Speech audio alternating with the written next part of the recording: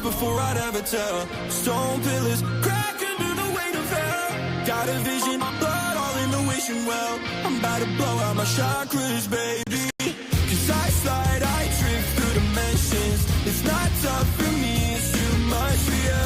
Look once, twice, I'm time bending. Beam upon my chest, but I'm slipping through. Jet black, I'm masked by the night. Cold heart, throw that to the side, yeah. I'm my limit, but I never push it farther. Cause I live to be a hero, not a martyr. Jet black, I'm masked by the night. Cold heart, throw that to the side, yeah. I'm my limit, but I never push it farther. Cause I live to be a hero, not a martyr. Throw the man serious to keep him quiet. Got that feel, we never try it. Live a long time, like I'm reviving. Stay to fight it, or die silent. Sure can I hit? Curse mark on my wrist. Cause all these black diamonds dancing like they don't fit. Showing on my eyes, baby, I see through the best. Village in the leaves, but I never left. Can you feel the lightning when I strike out? Try to replicate, but you don't have the guts. I feel like I'm going with the lights out. There's a demon in my body and it's calling for blood. Jet black, I'm masked by the night. Cold heart, throw that to the side, yeah. I'm a limit, but I never push it farther. Because I live to be a hero, not a martyr. Jet black, I'm masked by the night. Cold heart, throw that to the side, yeah. I'm a limit, but I never push it farther. Because I live to be a hero, not a martyr. Throw the man serious to keep him quiet. Got that feel, we never try it. Live a long time, like I'm reviving. Stay to fight it, or die silence. Jet black, I'm masked.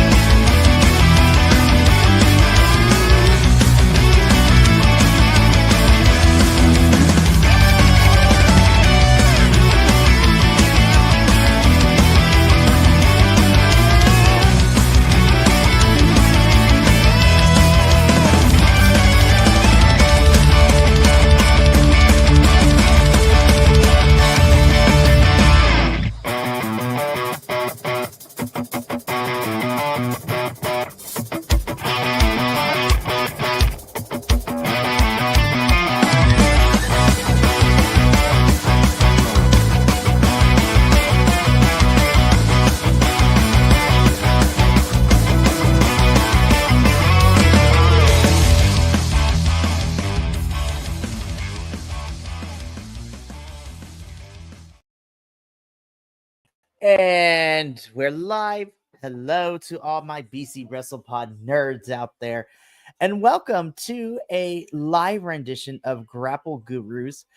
We are here to do a live watch along for Ring of Honor's final battle, the final ROH pay-per-view of 2024. And kind of bearing the lead a little bit here, the final the penultimate ROH review here, or ROH related thing here on BC WrestlePod. I am one of your hosts, Mikey, and I will be joined later by one of our other ROH constituents a little bit later. But so welcome to the show.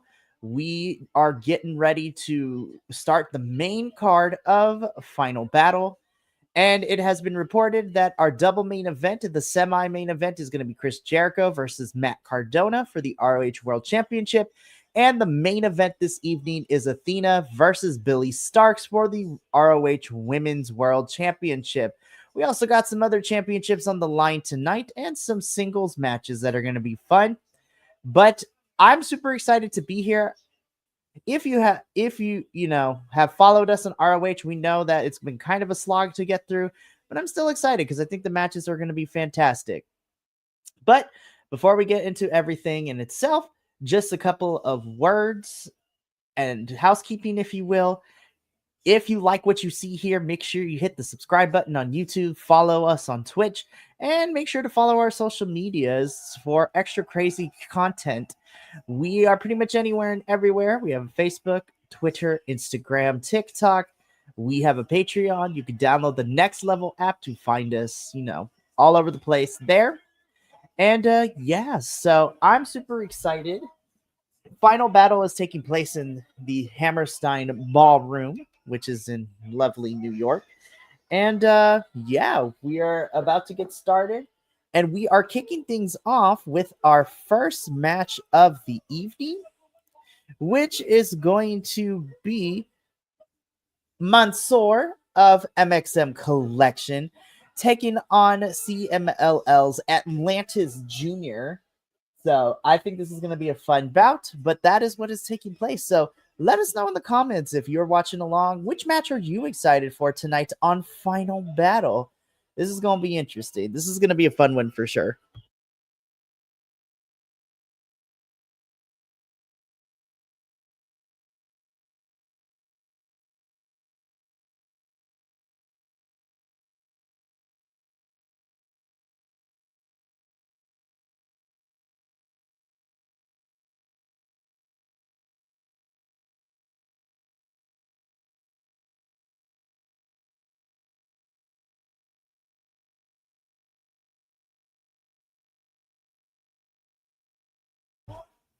I love MXM Collection. I think they are fantastic.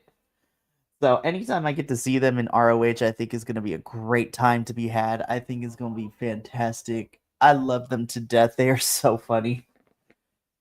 And I feel that wrestling needs more good comedy acts when it comes to things because they organically get over with the crowd. And, it's fun having a comedic heel tag team such as MXM Collection. So I'm excited to see where this match goes. So things are about to get kicked off. So let's see what's about to go down.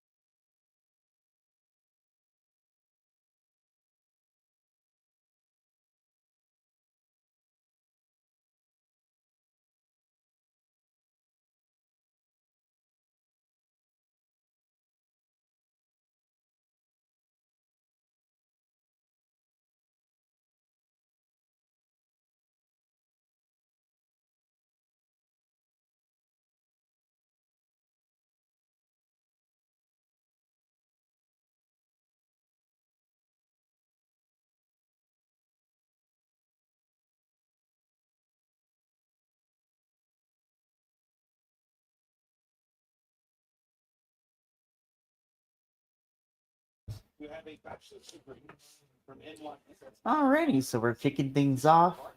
Mansoor and Atlantis Jr. did just the tip to start off the match instead of shaking hands for the code of honor, which was a great touch. And now we're just getting some catch style wrestling, mat based wrestling. So I think this is going to be a fun match.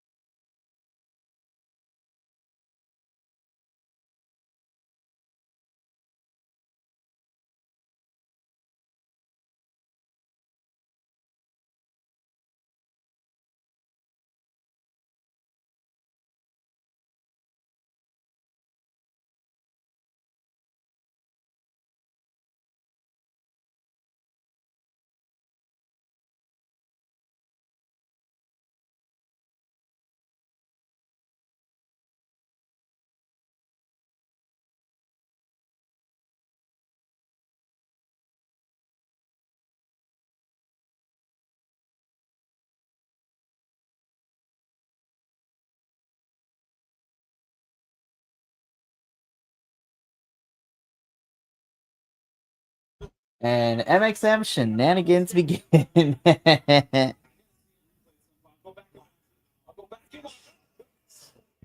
So, of course, as Atlantis Jr. was getting ready to jump over the top rope back into the ring, Mason pulled him down, which had Atlantis Jr. hit. Ooh, that was nice. So, this is a fun. This is fun so far.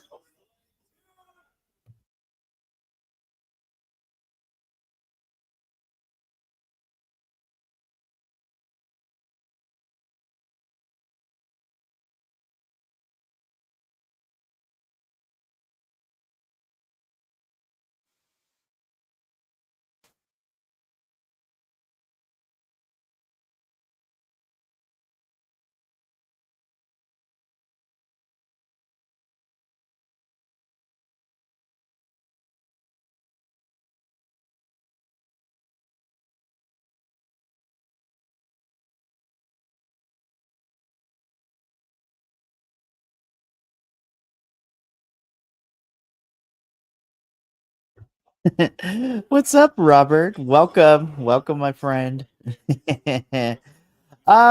So I am solo for now. My co-host is going to be joining me a little bit later, but I will not be alone in final battle. So, but hey, you know what? You got it. In the words of the ever Rugrats, if you will, you got to do what you got to do. But no, I will not be by myself for too long. I'm just running things until my co-host gets here. But yeah, I appreciate you popping in as always, supporting us. Love it. Fantastic. And yeah, we're just kicking things off. We're on the first match of the main card of Final Battle, which sees Mansoor of MXM Collection taking on Atlantis Jr. So a little bit of a rematch for those of you who do watch CMLL. Atlantis Jr. and Mansoor were part of the International Grand Prix, so Team Mexico versus Team International in the men's Grand Prix back in August. So we're getting a little bit of a rematch here. So it's been a fun time so far. I've enjoyed this match.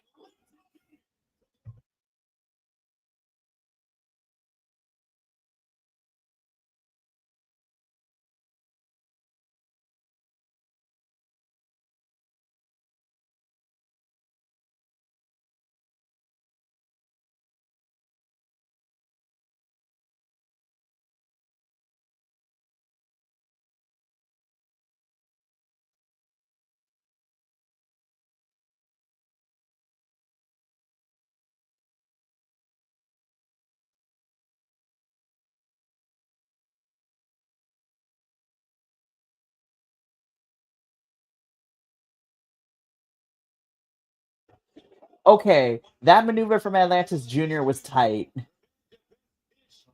That was really cool.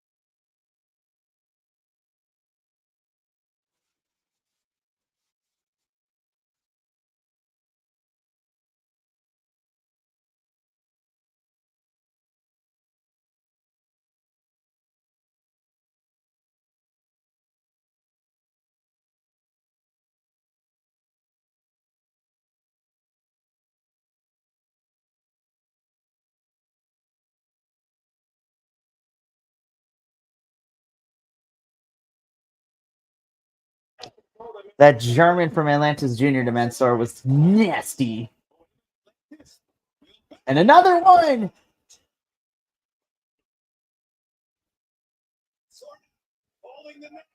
All right. Atlantis Jr. is calling it. He's going to the top rope.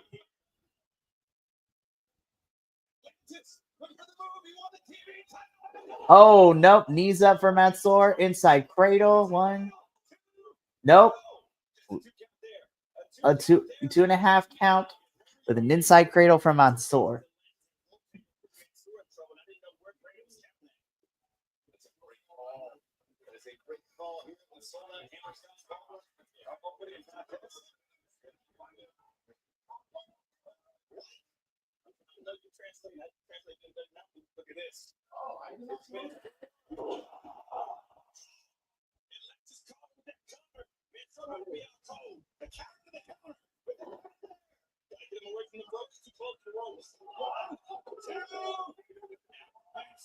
All right, Mansoor with the foot on the rope.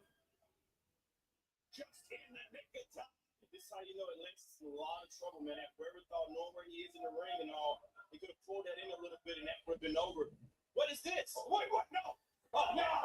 Uh-oh. Mason's getting involved. but it fails.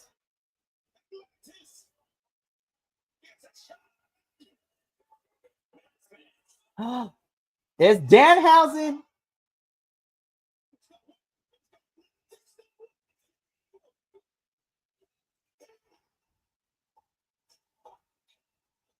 It's Danhausen for the save.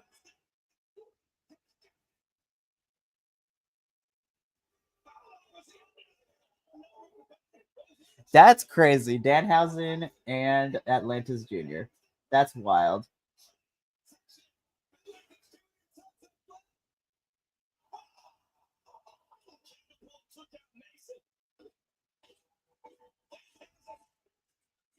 All right, Atlantis Jr. about to hop and ooh, over the top rope.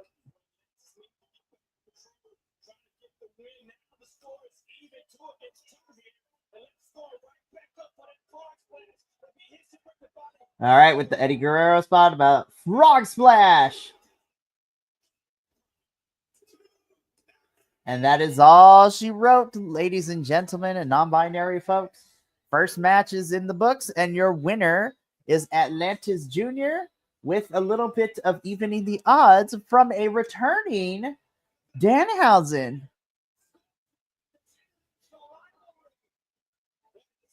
I hope Danhausen is now in ROH for a little bit because I've missed Danhausen.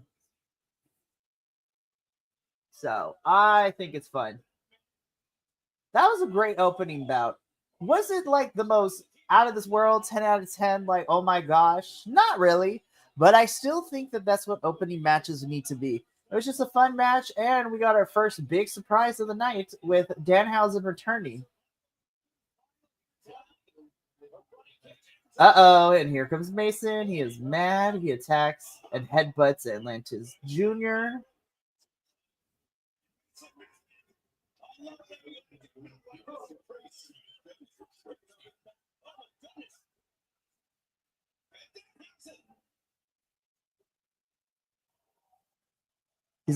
Is Danhausen gonna curse him?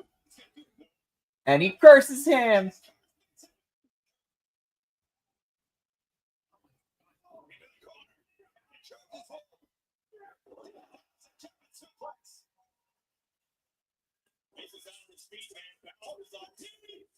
Is that a can of beans? It is. Oh no, it's a can of tea. Oh my gosh. That's awesome.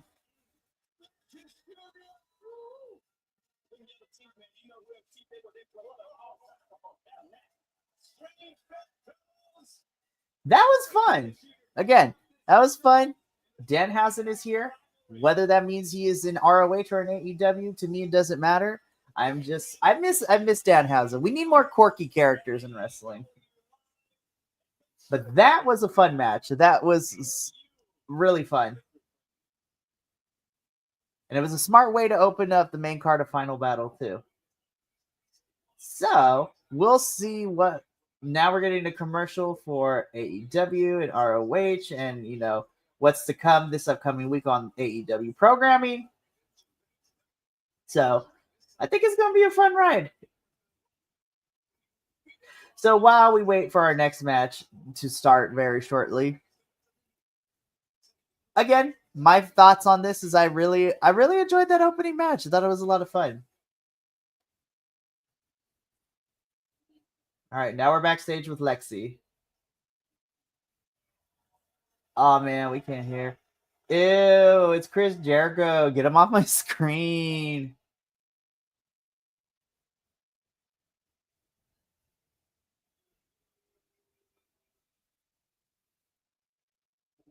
Feel it, Lexi? Feel it? Can you taste it? The energy, the excitement. Y'all, I know that Chris Jericho is not going to lose this title, but I'm rooting for Matt Cardona so hard. I've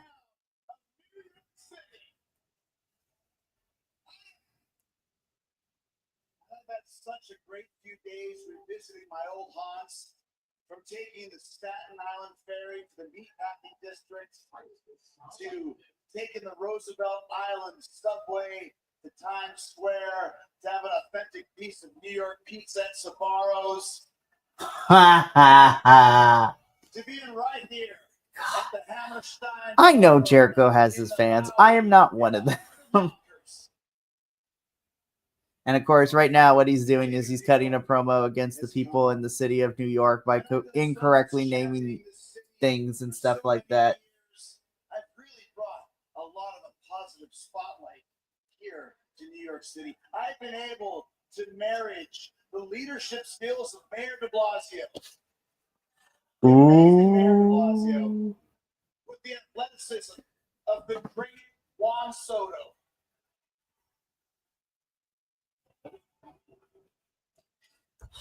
How lucky are we that Juan Soto stayed in New York, right? Oh, Jericho. Never change. For reals. Holy crap, man. The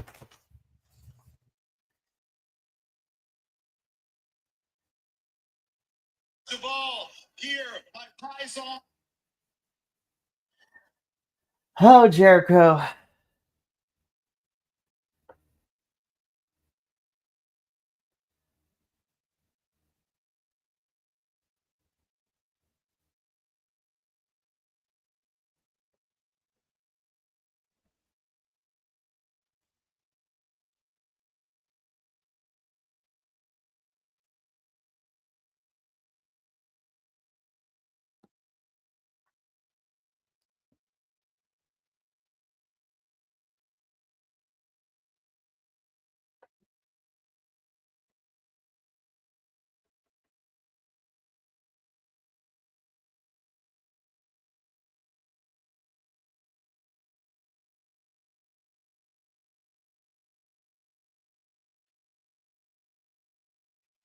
Hey, Vay. Like I said, I'm not the biggest fan of Chris Jericho, and I know he has his fans. I am not one of them. But hey, you know what? I'm not going to yuck someone's young. I just personally don't like him.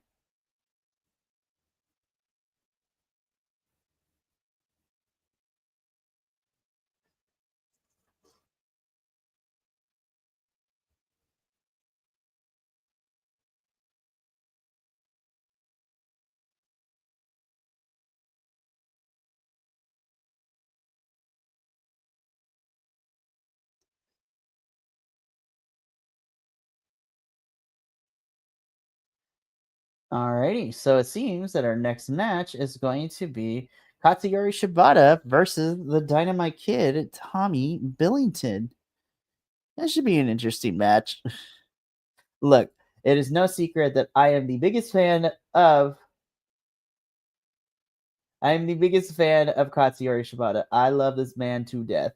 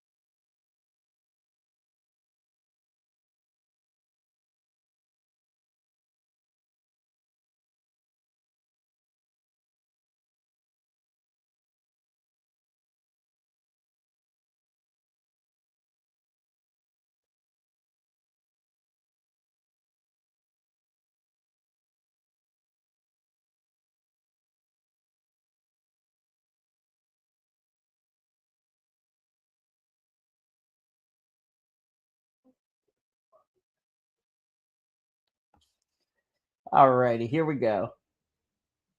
So, like I said, I am a sucker for Katsuyori Shibata. I love him so much. I will never apologize for liking Shibata. I think he's a fantastic wrestler.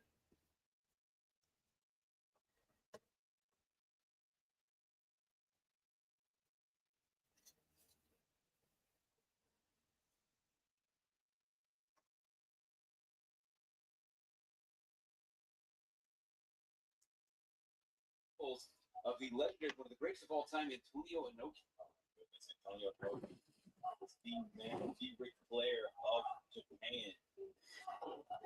So, like I was saying before, I'm a big fan of Shibata, but anybody who knows the history of wrestling with Dynamite Kid, Tommy Billington, and his family pedigree, I honestly think this could be the potential sleeper match of the whole entire card.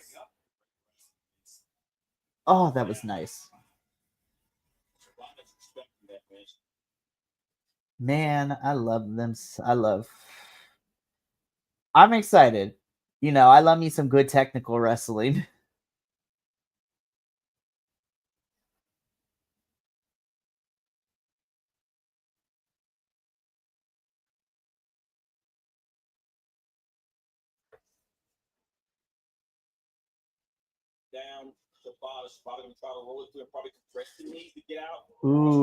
Ooh, that's nice.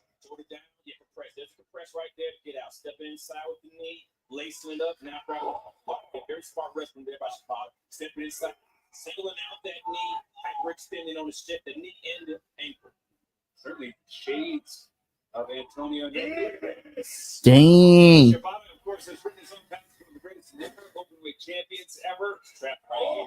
Oh. Oh.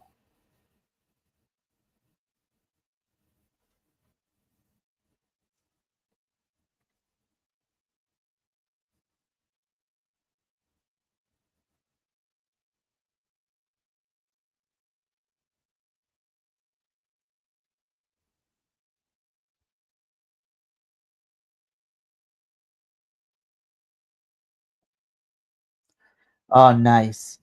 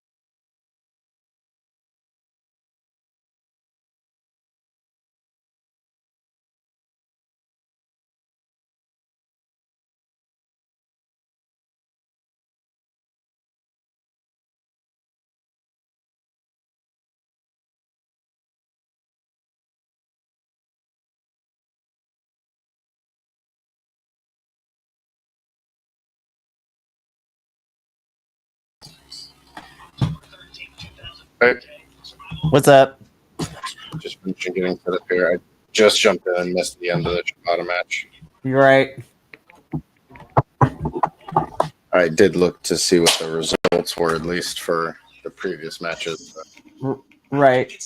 Did I miss anything super good? I haven't checked out 0 Hour, so I'm gonna go back and watch that later.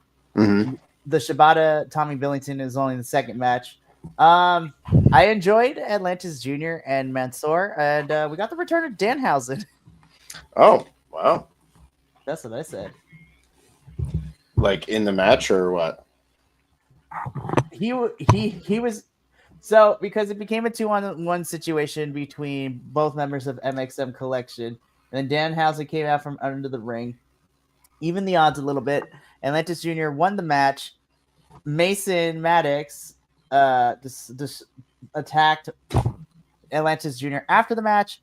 Danhausen helped even the odds. He cursed him, threw him into the turnbuckle, and then poured the jar of teeth he was carrying in his mouth and then kicked him. So it was amazing. I liked it. Cool. Good to see Aaron Solos being used as well as ever. We don't talk about it here. It's just like, whatever, fine, I guess. I'm gonna be real. I do not care about that next one. Yeah, no. It makes.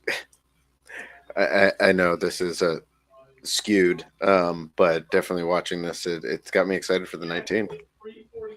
You know what? I mean, if this is what the ring setup for Hammerstein Ballroom for GCW versus the People, I am excited. I cannot wait.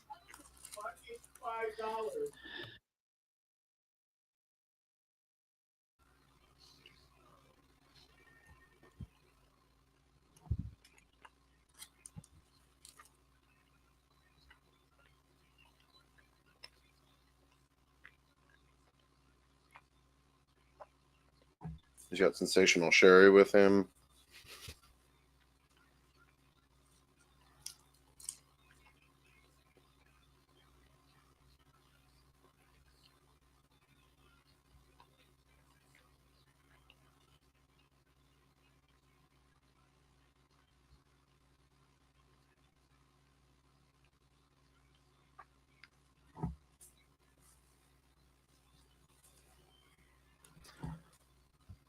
So, Mister, did you say what'd you think of the last match, Shibata and Dynamite Kid? I'm biased because I'm a big Shibata fan, and I also anybody who knows, the Billington name when it comes to the moniker Dynamite Kid, I figured it was going to be great. I enjoyed it. I really did. But again, I'm biased. Oh, Jay Lethal. Why? I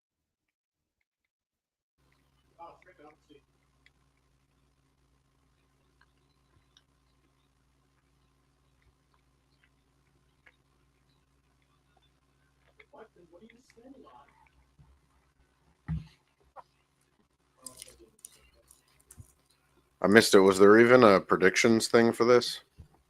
I'm gonna be real. No.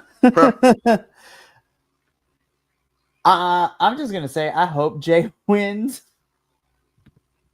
Yeah, he definitely should. He needs to, because I'm like, please, we can't. I don't want to.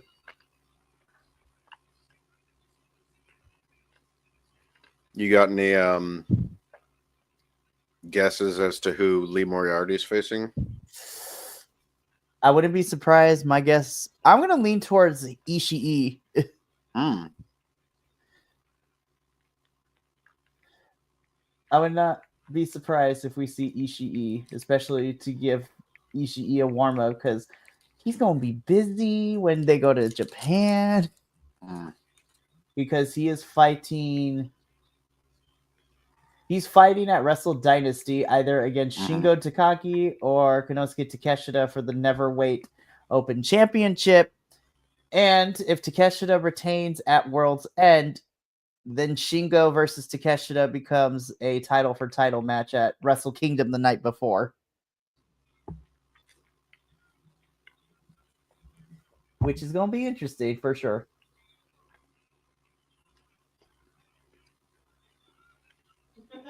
There you go.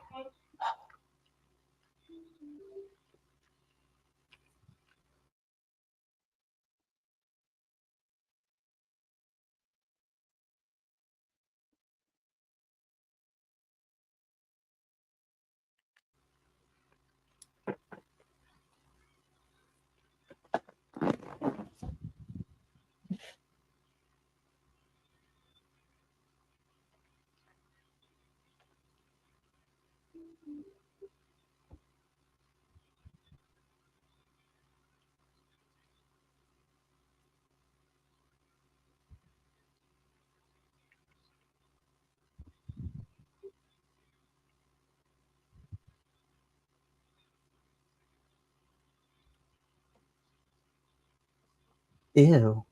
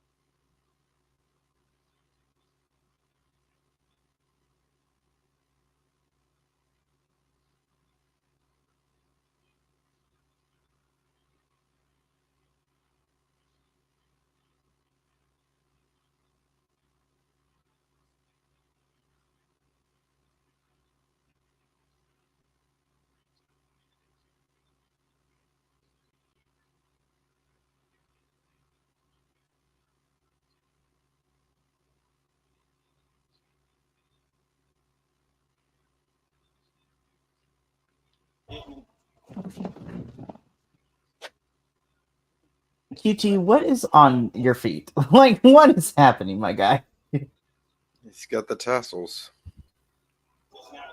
Ugh.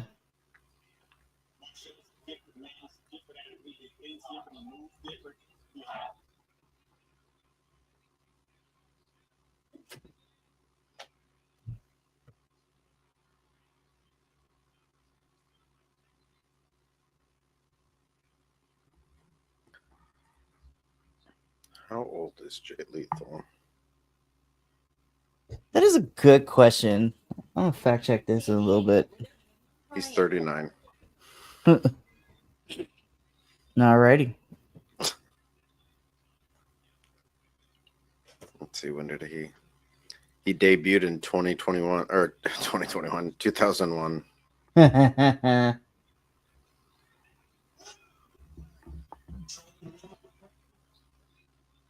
Oh, they're the same age.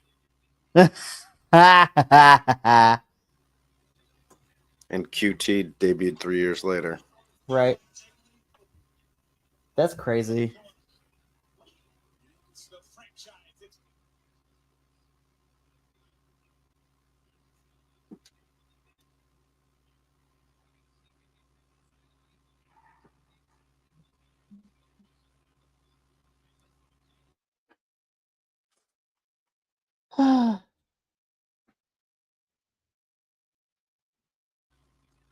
Nope. Figure 4. What a shock. I'm sorry, y'all. I can't get into this. When this match was made, I'm just like, why? Why?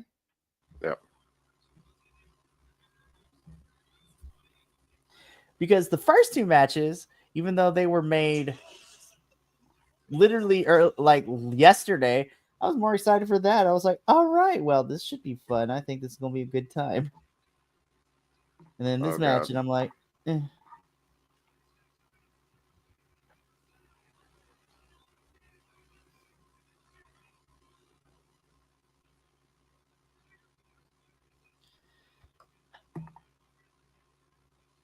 Oh, my goodness. Gotta do the thing. I mean, let's see. If they didn't do Shibata and Billington and Atlantis and Mansoor, 1, 2, 3, 4, 5, 6 matches. That's plenty of matches. Honestly, we could have. And that would have been a pay-per-view card. Mm-hmm.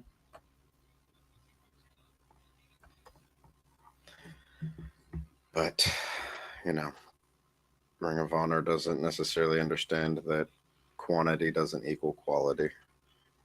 No, it does not. I would have been fine with just all the championship matches, honestly. Yeah.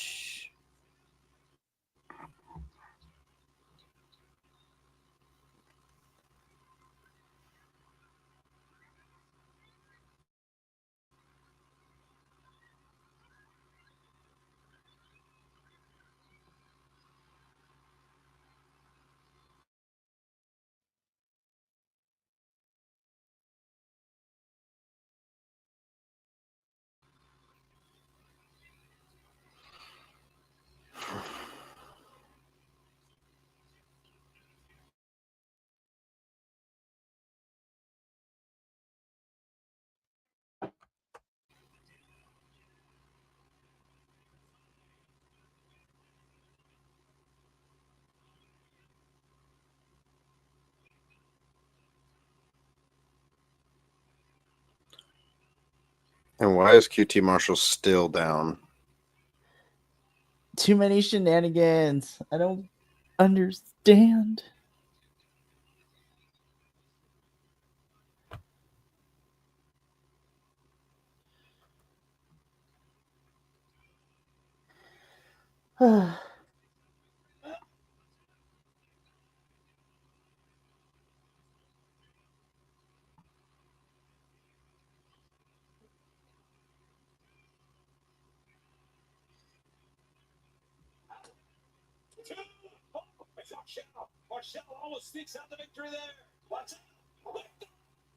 Nope. Nope. Oh. Oof. Thank goodness. I did not want QT to win. I was too close for my comfort, right? Don't do that again. Oh, I will say, I don't know how I feel about it, but Lee Johnson and EJ and Duca lost to the Gates of Agony because I caught the tail end of that last match before the main card started. And boys went heel because they attacked the Gates of Agony after the match. They went in for the shake. Gates of Agony raised their hands out of respect, and then they beat them up. Like they beat up the Gates of Agony. Are Gates of Agony faces now? I don't know. Maybe. And yeah, I don't. I'm just like, turning them heel is not the way to go. I mean, honestly, I kind of assumed they were, but it doesn't mean I also see them beating up Gates of Agony. That's also very fair.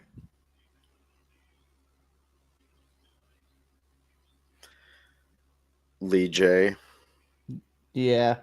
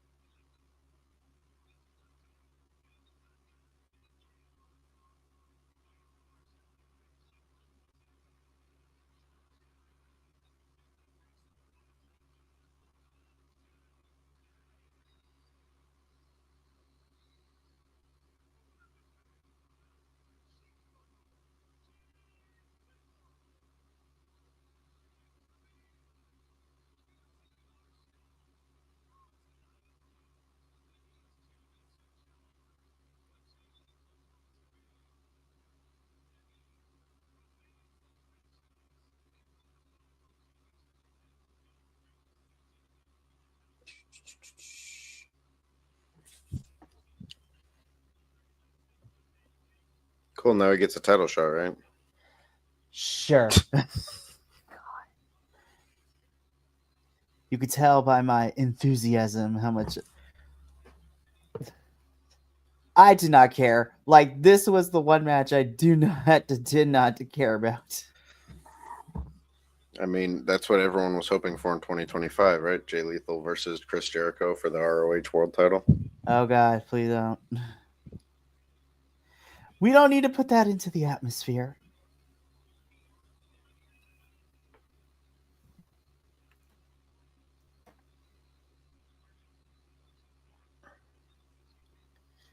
Oh my goodness.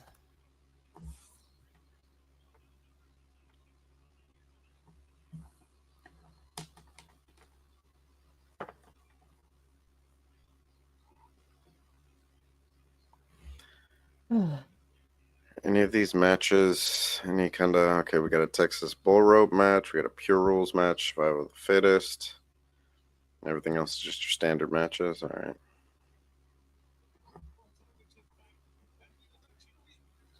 How many title defenses has Red Velvet had?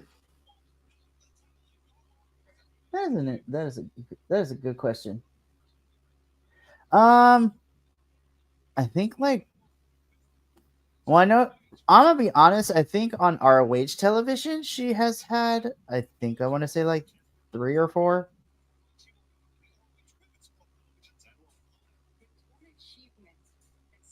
Yeah, I feel Was like actually, she disappeared for a while. yeah, which was weird. They spent so much hype putting over Red Velvet and Queen Aminata, and then they just like disappeared. Indeed. Which was extra weird because Red Velvet won the title. Like, I understood Queen Aminata didn't win, and then she went to AEW. Yeah, that was a little weird. Layla Hirsch needs to go do some blood sport. Honestly, for reals.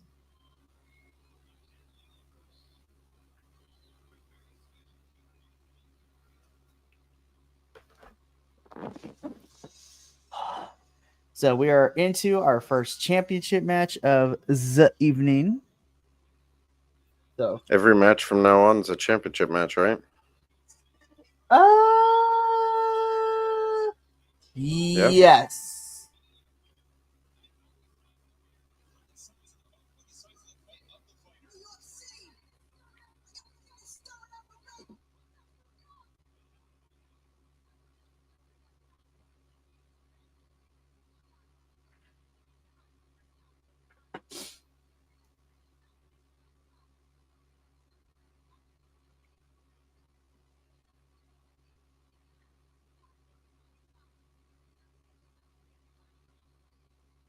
She's got a very Christmassy gear on. Right?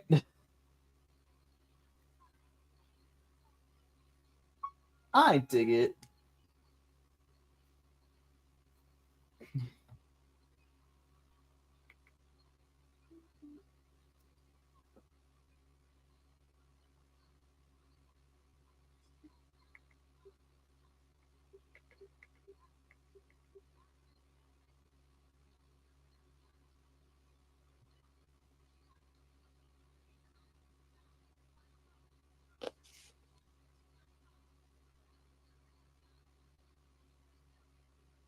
Velvet, the women's World Television Championship song.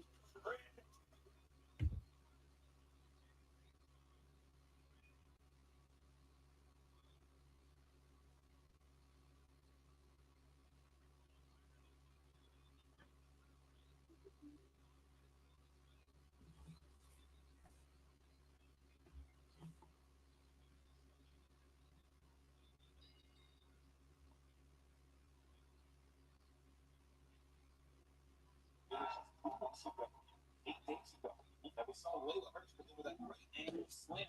He moved that velvet and ended her shot at representing Ring of Honor in the Tokyo Dome.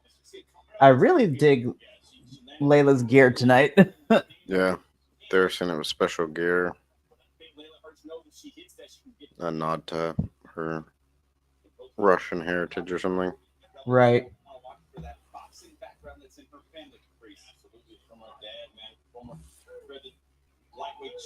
I love Red. I'm pulling for Layla this one. Yeah. It's crazy. I was just thinking how tall Red Velvet looks, and Red Velvet is 5'1". Shout out to friend of the channel, Nick, in the chat. Typing it. Yes, please let Layla Hirsch get the win. I'm pulling for Layla Hirsch to win. I love Red, but I want Layla to win. Yeah.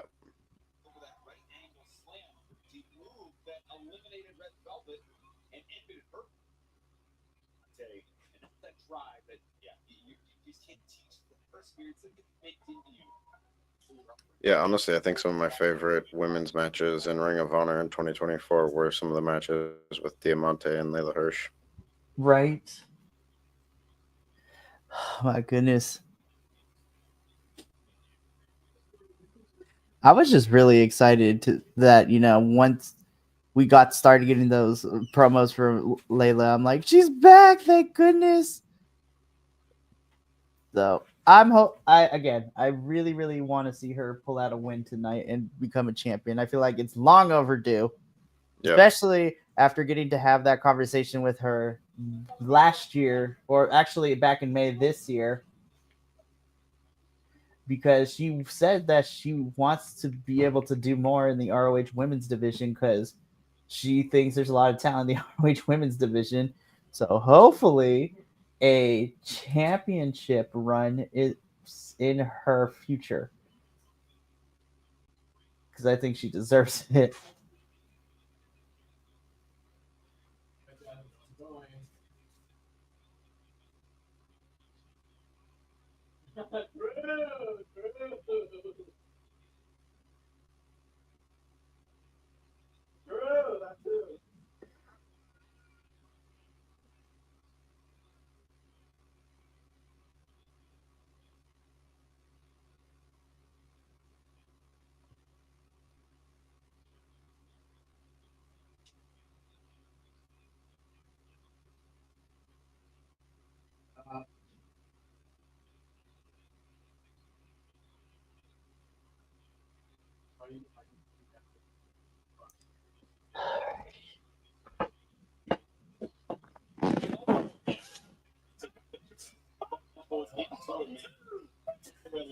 Hi, the splits.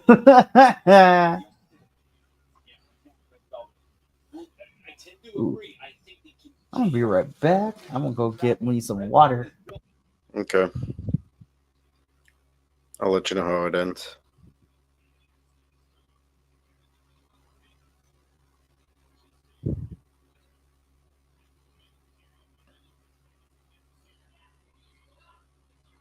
Oof.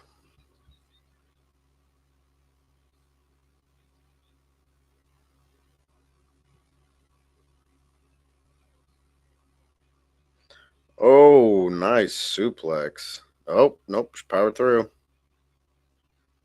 Spear from Red Velvet. Dang.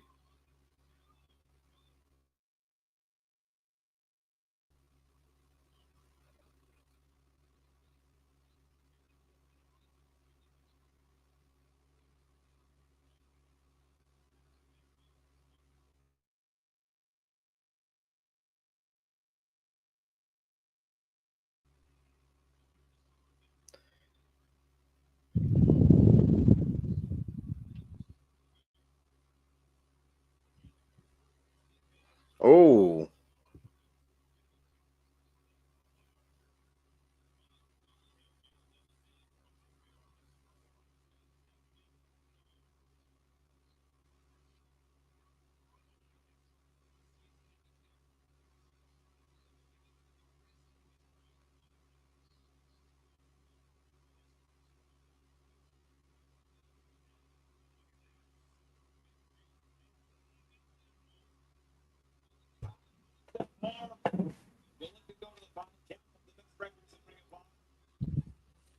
When Layla Hirsch came in to Ring of Honor, Come on, Layla. Oh,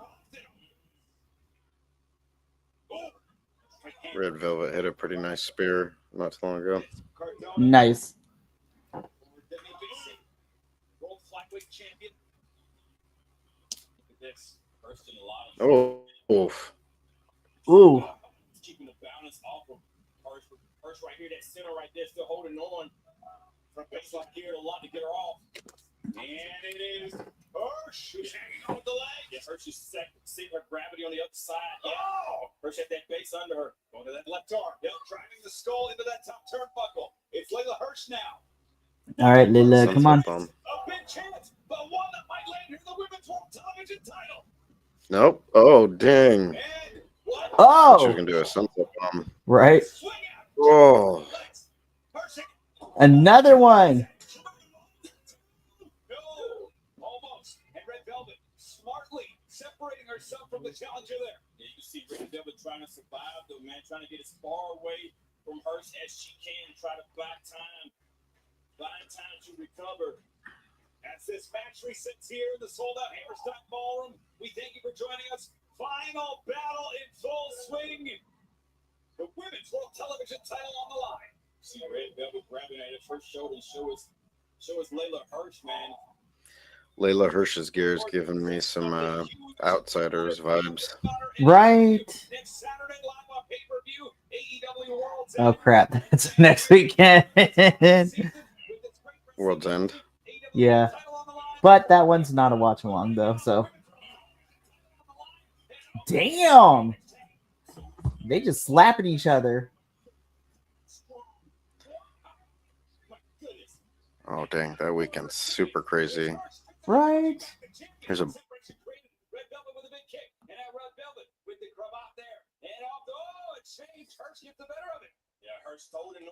of 26 to the 31st.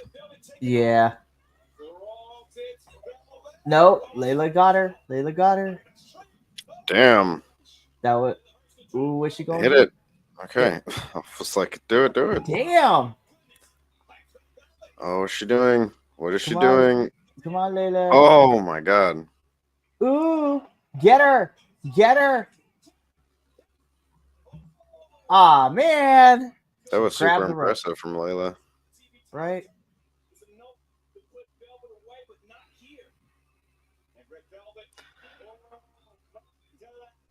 Hey, any means necessary. Destroy that arm, girl. Well, doesn't she use the armbar too? I think so, as one of her submission maneuvers.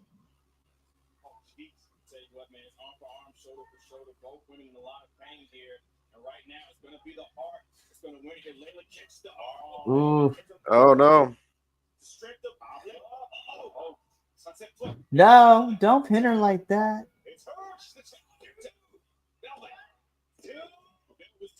Oh, Damn.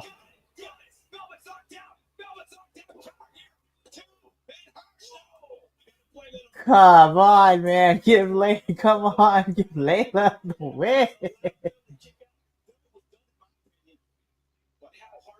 Priest, you've been there. When you land that blow, your first instinct is to just grab a cover. Yeah. And you can't just.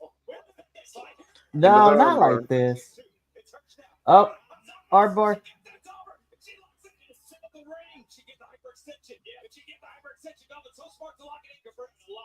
Oh, Red's about to pick her up, probably.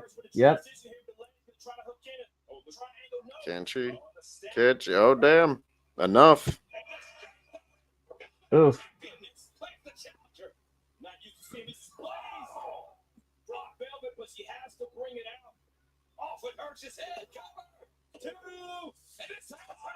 Fingertips to the rope, just enough. She's like, I got short arms.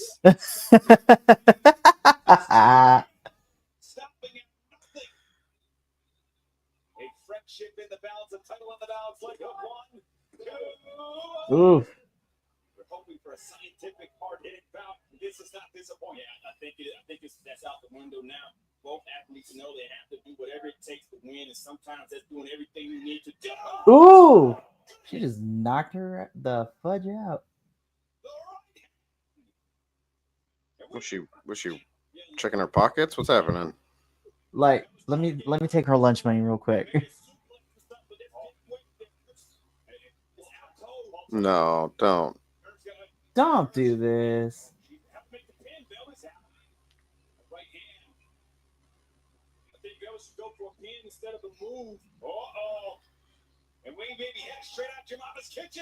Snake eyes. Come on. Oh.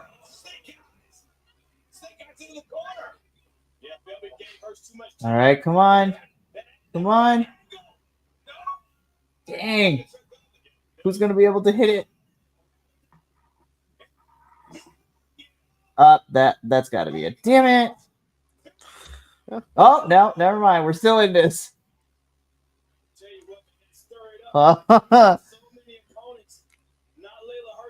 See, Ring of Honor, when you give your women time, you have me stressing out. And that's a good thing. Oh, what's she doing? Oh, what is she about? Oh, is she about to cheat? Oh, damn. She got the whole turnbuckle. Damn.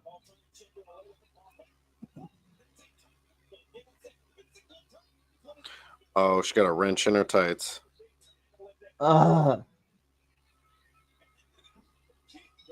Red turning heel is crazy to me. Damn. That's it. Okay.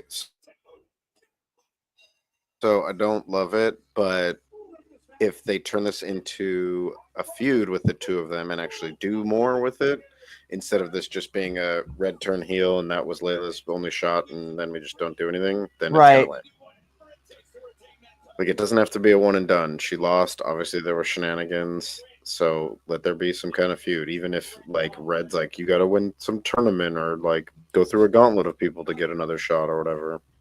Right. Just actually develop stuff. Or don't, and then we'll just have another final battle that you throw together. I'm just going to put this out there. I mean, I could be proven wrong because, you know, ROH also proves me wrong in the worst ways possible. But with Red retaining, I'm really hoping that they pull the trigger and let Billy beat Athena tonight. I feel like it kind of has to be. Alrighty, next up, we're getting the... I don't know why you couldn't have Lee Moriarty versus Matt Taven here, but whatever. Yep. But let's take a look at this. So we've got Chris Jericho, we've got Athena, we've got Brian Cage, we've got Lee Moriarty, we've got Red Velvet. So all but the tag team champions are essentially heels. Right. It'd be nice to have like some diversity and having like faces and heels. Right. And I have a feeling the tag champions are about to be heels too, which I'm not mad about that because somebody needs to... I want the Righteous to win. Yeah. I will say Lee versus Matt Taven 2 weeks ago was really solid. I loved it. Yeah, it's just a bummer that it wasn't on a pay-per-view. Like you built the story and then you didn't pay it off at the pay-per-view, and now you're gonna have a match that's got no story behind it. Unless they're gonna bring in somebody from Moriarty's past or a previous pure champion, or like the one thing I could see happening that would just throw everybody would you have uh Shane Taylor answer the open call. That'd be crazy. Yeah. And then you have the one punch he's allowed to get away with be the knockout punch. Right. We await the Ring of Honor Pure Champion. My man is on my screen. Love you, Rocky Romero. Anybody. Get the opponent first of the champ. That's what I'm wondering. All right, Tiger Style coming out first. It makes sense because it's an open challenge, so we can see the suspense built while he's in the ring. I was like, did we forget to cue the music? Like, what's happening? Well, Shane Taylor's in a suit, so he's not going to be answering it.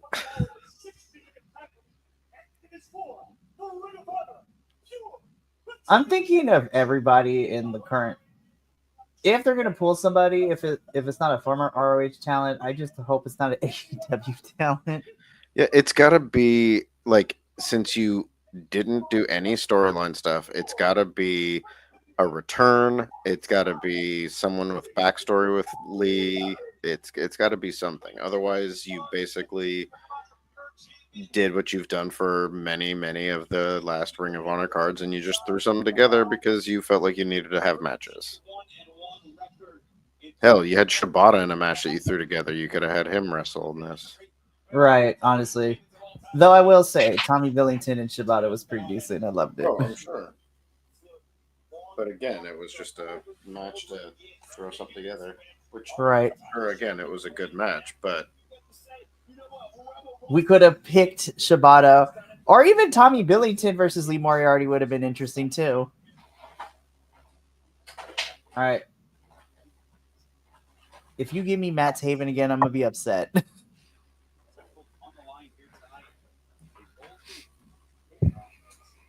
Shane Taylor takes off his wrestling gears underneath. Yep, I know. They're cheering, so it's someone known. I don't remember this music. Nigel McGuinness. Oh my God. You know what? I'm going to be honest with you, Andrew. I'm not even mad because McGuinness showed that he can still kind of go when he wrestled in that gauntlet at All In.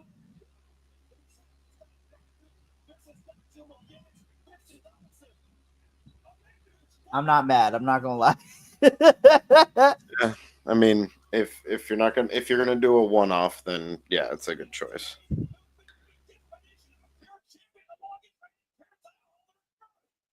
I'm kind of mad AEW has him on commentary. I would love McGuinness to join Ian and Caprice. And to be fair, this is why I was saying like a previous pure wrestler or something, because it gives Moriarty another notch in his belt victory. Yeah, exactly. Well, I mean, they even said they put the thing up during Nigel McGuinness's placard with his name on it. He is the longest reigning pure champion in the ROH history, with a whole entire year as a pure champion.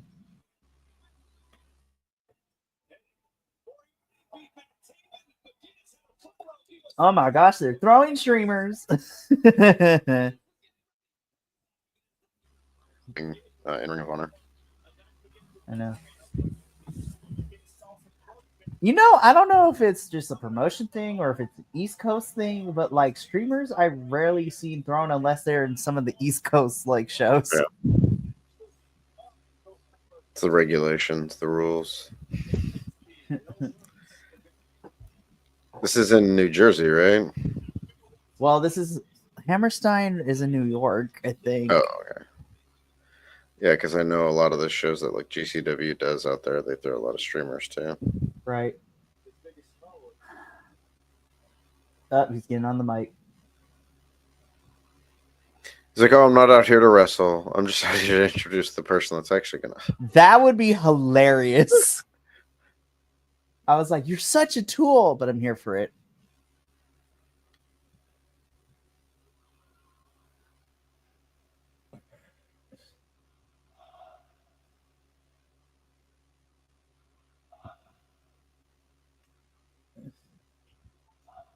He's got a streamer stuck to his boot like toilet paper. Yeah, they are in New York.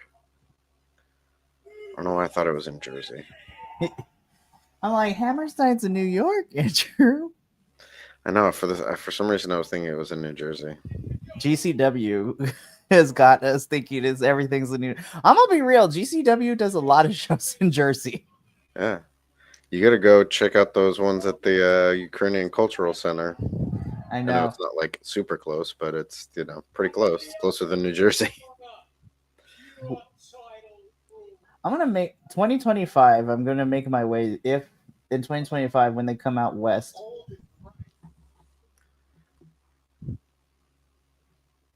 Shane Taylor, you cannot be talking. You cannot be talking about old. That's ageist. You can't say that stuff anymore. No. Why do I want to see AJ Francis join Shane Taylor Promotions now?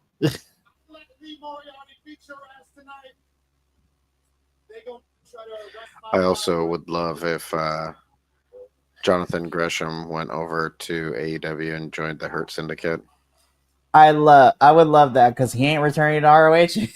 No. After that whole, oh man, I'm still mad at how they handled that situation. Yeah, I don't see one at highest of the room though. Was at the Cultural Center. You could have gone to that one. No, I could have. I know, shame me. It's okay.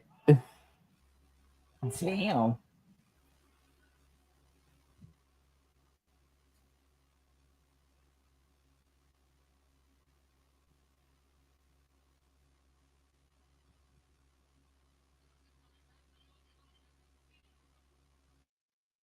Judging by half of y'all ain't never seen one. Damn. But I guess you are what you eat. You know what I'm talking about? Well, if that's the case, Shane, that makes you Lee Moriarty's asshole. Damn. Chill out. I want this. I need this. This is what I have to be challenged for. Let me do this match. All right. What? No way. I didn't realize that the first pure champion was AJ Styles. Damn. That kind of makes sense, though. Somehow that makes sense to me. So you can explain to everyone and Shane, you can go and sit next to the bell where Bobby Cruz is going to be. There's only been 15 title reigns. That's crazy to me. And let's see, Wheeler Yuta has been 3 of them. Nigel McGuinness is the longest one with the whole entire year as champion. Yeah. Daniel Garcia was also a pure champion, right? Yep.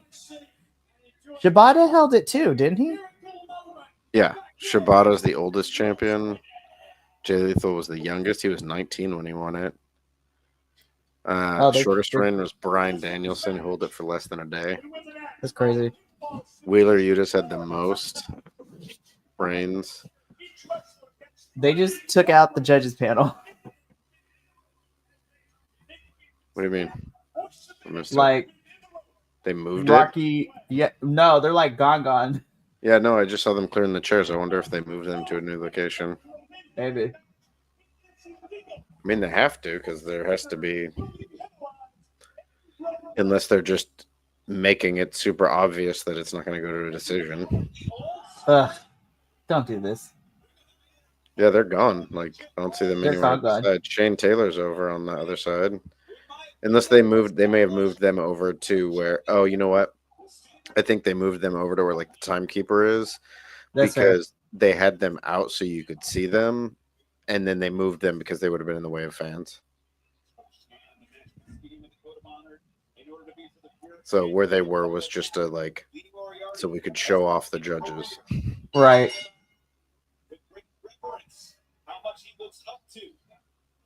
pro wrestlers. Ring of Honor's history, like Brian Danielson, like Nigel McGuinness, Brian's greatest rival. So Lee Moriarty is going against Mike's idolized. Lee Moriarty. He's one of the wrestlers that Lee Moriarty talks about that made him one of the top wrestlers because of his fierce style. Yeah, I mean, it is a bummer for Ring of Honor. I mean, in the fact of Ring of Honor, because they've got some really good people as champions, and it's just a bummer that they don't use them as well as they could, and that the other champions are just basically to give somebody a belt. Yeah. And I think that's what makes me bummed out too, because despite it being super small, there's a good set of champions. There's also good specific ROH folks, but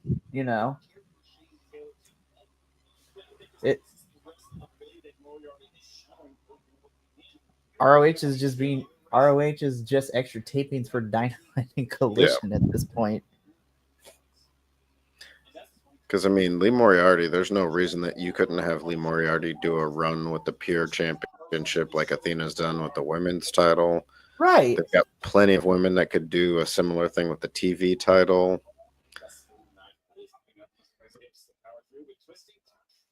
The television title, like Kyle Fletcher. I'm still mad that he lost it the way he did. Yeah. Especially because there was no resolution. Right, and we never got a real rematch between him and Atlantis. Yeah.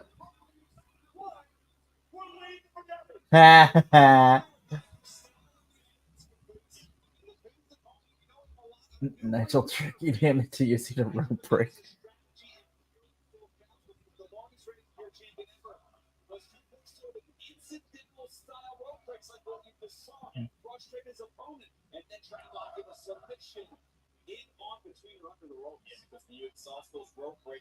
I need to know what's going on with Josh Woods. Why are we not watching him fight for this thing? Yep.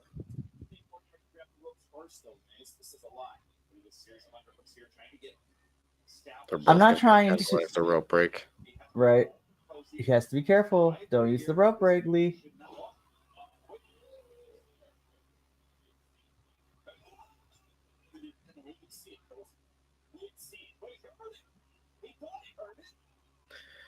See, and this is stupid. That's so stupid because they're literally judges who are watching as officials to this match.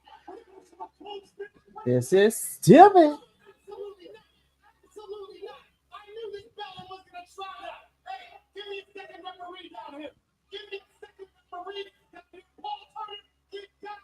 We don't need all these shenanigans. Just let these two fight. Yeah, that's so stupid. Like, they should not penalize him with that. Like,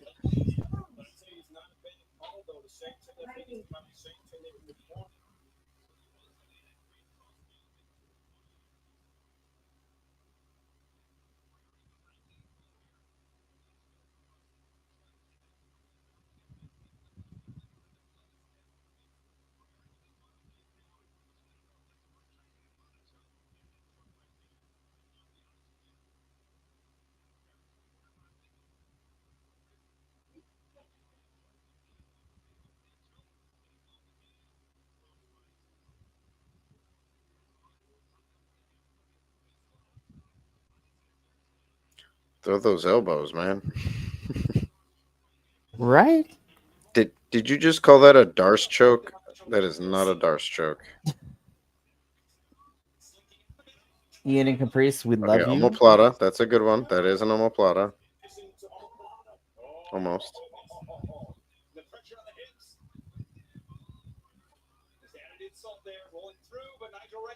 Ian and Caprice, we love you, but Andrew is our...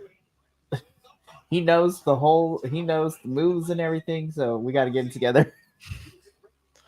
Last weekend I watched multiple things. Like someone hit, what was it? It was like a Power Slam or something, and the commentator called it a DVD. I was like, that was, and I get it, you're at a different angle, you might not be able to see what happened, but I was like, that was not a DVD, that was a Power Slam. My And God. then there was something else that got hit too. Oh, no, it was.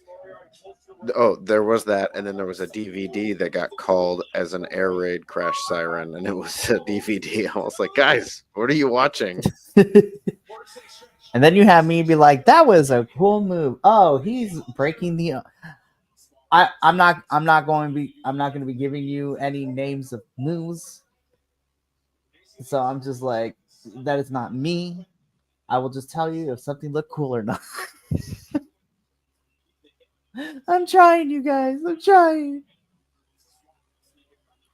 Yeah, I was wrong. The judges are totally just gone. That's what I said. I thought they moved over there, but no. I don't like why. Why are we having a pure rules match and not having a pure rules match? Like what? You can't just play hard and fast with the rules. Like what's happening? Shane, don't put your. Oh, is Lee about to destroy Shane? Yep.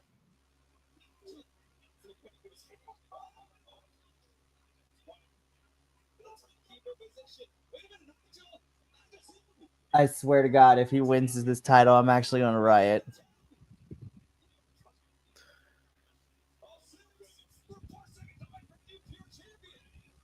Don't fucking do this to me. Oh my God, no. Yeah. Oh, thank God. I was like, if Lee Moriarty, Tiger Style, loses the title to a count out, yeah. I would be pissed. In the words of my grandma, I would be more pressed than a panini.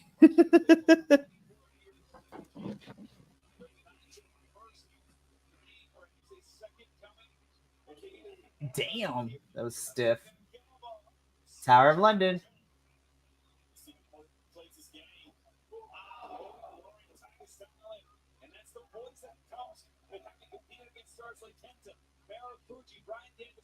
You know what? I know he's specifically in MLW right now, but I would love to see how Kenta would do in a Pure Rules Championship match. He's also in what's the other? Is it DDT that he's in where he's the champion? Yeah. Yeah. And I'm not saying I want this because he's still under contract in TNA, but can you imagine a Pure Rules Championship with Josh Alexander? Yeah. Not a Tower of London. Damn! Okay, that was cool. You know who else could actually wrestle really well in a Pure Rules match that is not under contract? Who? Bailey? Mike Bailey. Yes! He's Honestly, like, Bailey, no problem. I can strike the entire match and not throw a single closed fist strike.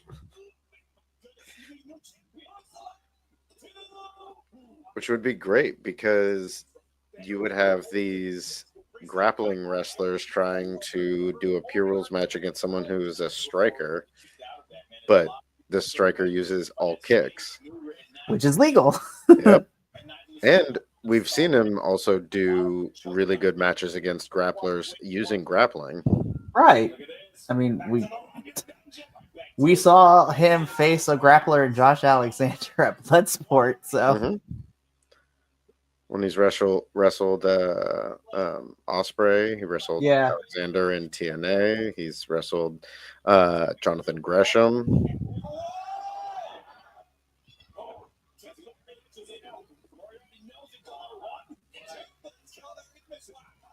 I think I just saw his gum go flying.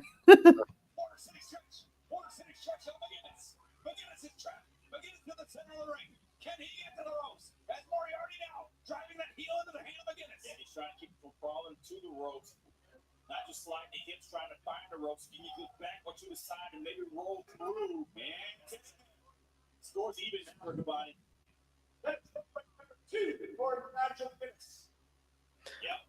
What's the time limit for a championship match? Is it 15 minutes?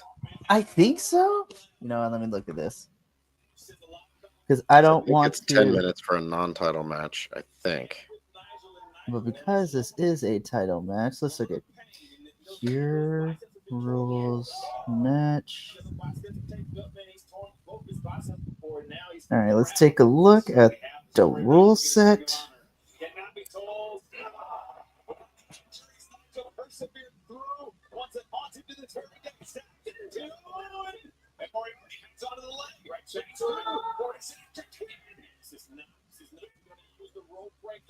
One again here. That's what thinking about tapping. What? He's thinking about it. He's got one more rope break left. 15-minute time limit. Yeah. So they've got less than 5 minutes. All right, Moriarty's got one rope break left. Nigel has none. So Lee has a little bit more leeway. Which technically means that, yeah, he just can get him into a submission, and then unless he can escape it some other way. That's it. Oh, Lee holding onto the rope, trying to cheat, but second ref said no.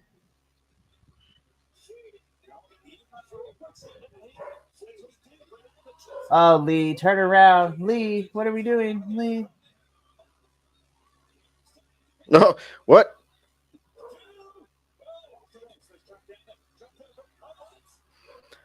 I've never seen a referee do a drop down before. Right.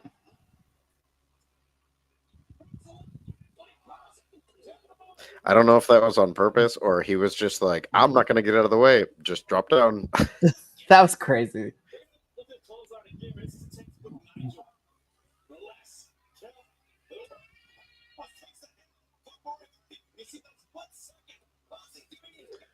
Three minutes. I feel like we could have had less of all the shenanigans in the first 7 minutes of this match because now I'm enjoying it. Yeah. I was getting mad at all the stupid shenanigans.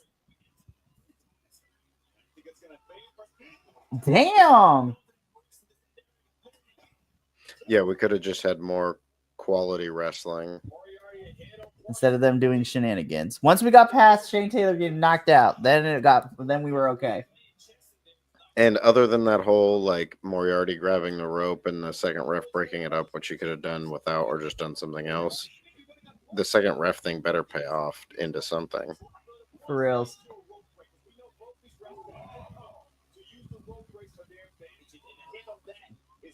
Come on, Lee.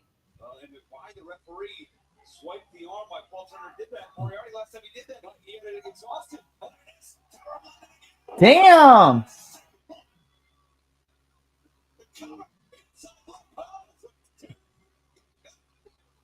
Nope. Okay, so that's where the second ref is coming in. Okay. I was like, bro.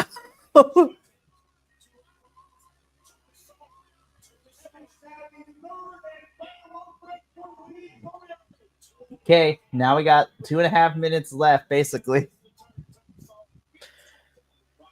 No, not 2.5. And so I guess the judges are watching backstage in case we go to a time limit. 1.5. Sorry, not 2.5, 1.5. I can't math today. Damn.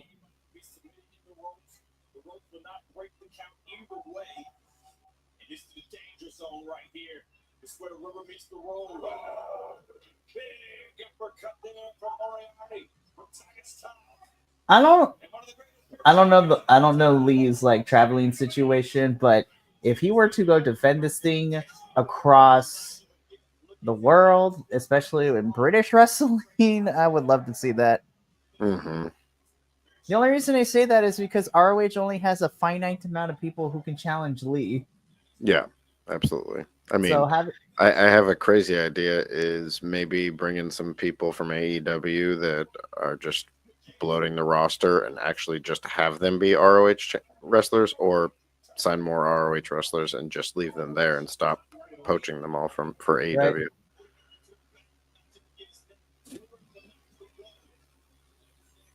You know, he's going to be in action in the survival of the fittest challenge, but I would love to see Mark Davis do a little stint as a single star in ROH.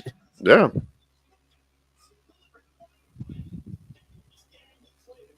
Oh, never mind. We went past 15 minutes. Oh, maybe it's I 20 guess it's minutes. 20 then. Oh! Backslide. Right? Yeah, I think I got that right.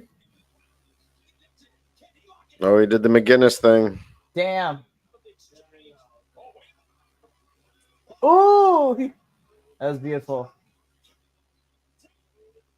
Damn.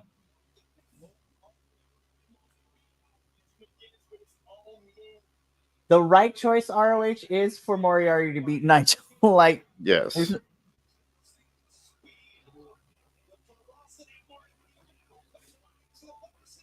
Yeah. If Dustin Rhodes retains his title, Chris Jericho retains his title, and Nigel McGuinness wins this title, I'm like, what are we doing? I'm interested because last night, last night on ROH television, the Righteous jumped Dustin and basically put him out of commission. Cool. So the entire Ring of Honor 6-man championship champions are out of commission. They at least better be. They are. I think the Von Erichs are injured. They are. One of them is at least. No rope break. Hey, ref, maybe don't take so much time saying there's no rope break and just count. Right, for reals.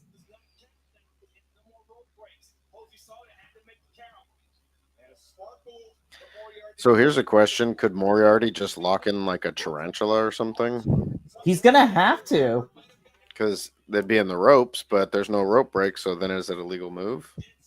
That is an interesting question. I don't trust ROH to do something cool like that.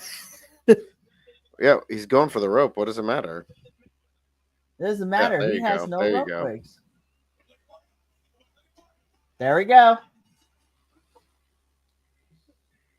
I mean, they technically did what you were saying. Yeah. See, like I said, I liked the match. I think I would have enjoyed it more had we not had shenanigans at the beginning. Yeah, they could have used less shenanigan things, I think, especially because they used some of it at the end there too, and I think that's all you really needed. I get that Nigel McGuinness is supposed to be a sneaky guy, but I feel like it took away from giving Lee like that. I say push, though ROH I don't trust right now with those kinds of things, but I feel like the shenanigans at the beginning took a little bit away from Lee's win over Nigel, because it should be this huge thing. Lee beat the longest reigning pure champion of ROH history, but shenanigans kind of tainted it a little bit at the beginning, I should say. Shenanigans at the end I was fine with. Yeah. Because he utilized the rules that Nigel had no more rope breaks, and so he put his foot on the rope. Yeah, and it was good. Like, once they got back in the ring, they were really hitting all the stuff that they should be hitting.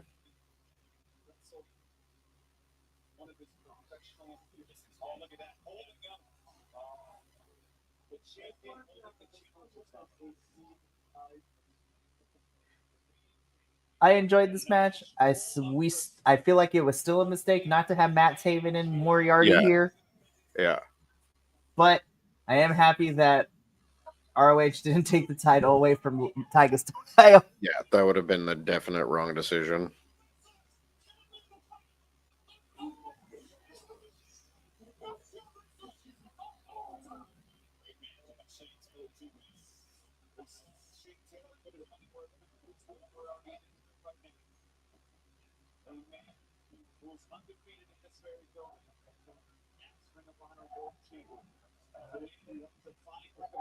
Hey, Andrew, do you want to hear something that I might put into existence and then you're going to hate me for the rest of your life? Hey, that guy's got a CMLL hoodie.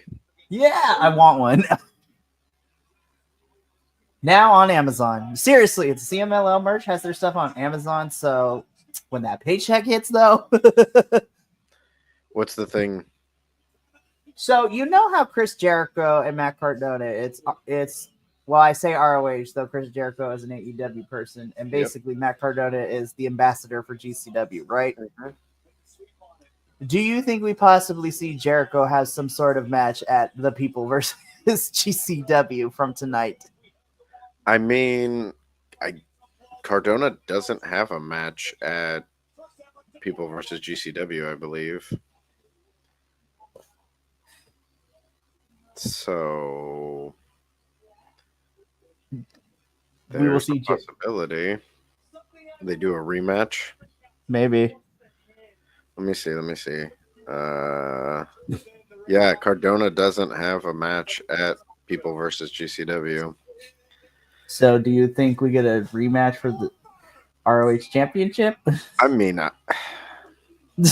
depending on the outcome of this match, I wouldn't hate it.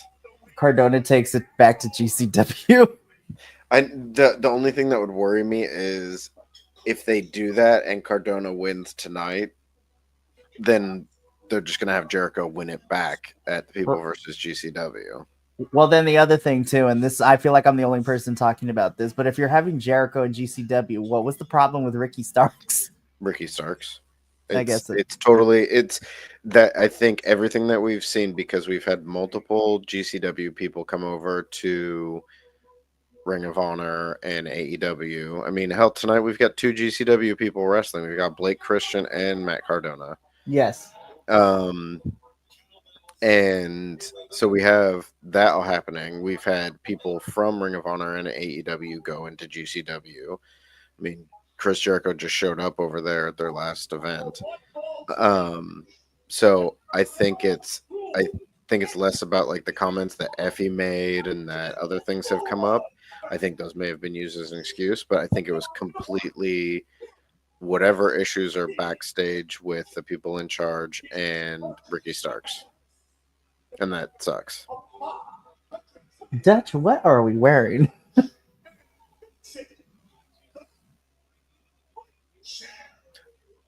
I think it's supposed to be a gold dust coat. Okay, Gold that dust makes coat, but all white. Gotcha. Yeah, Eddie did the thing. Okay, now I see. At first, I was like Ric Flair, and then I was like, ew, no. Yeah. Hulk Hogan and Ric Flair are the 2 people right now that do not need to be making comebacks. For many reasons. For many reasons. Oh, hey.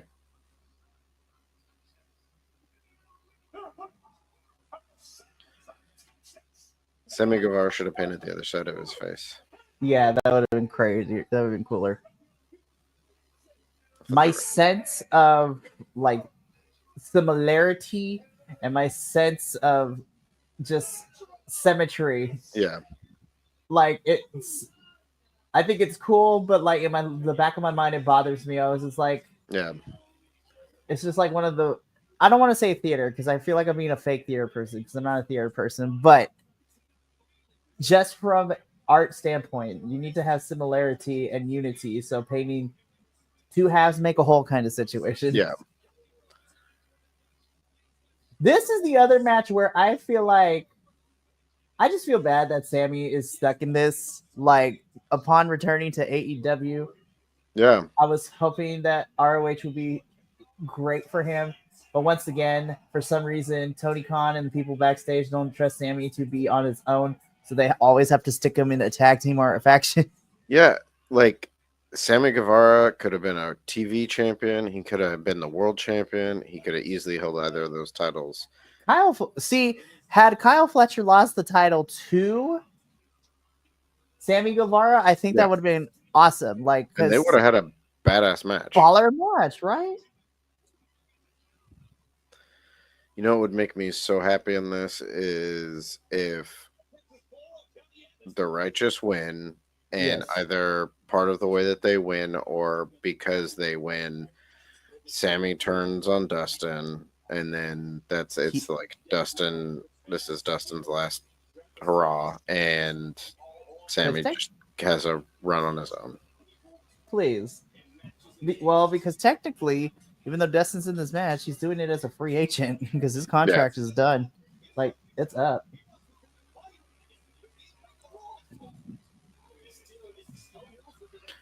Oh, that was a rough drop down by Dustin.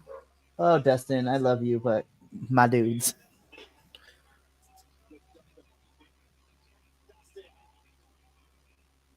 Dutch in his shoes. I'm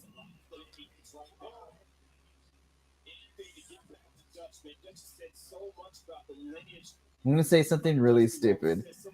I thought there was a rip in the back of Dutch's shirt, but that's part of the suspenders.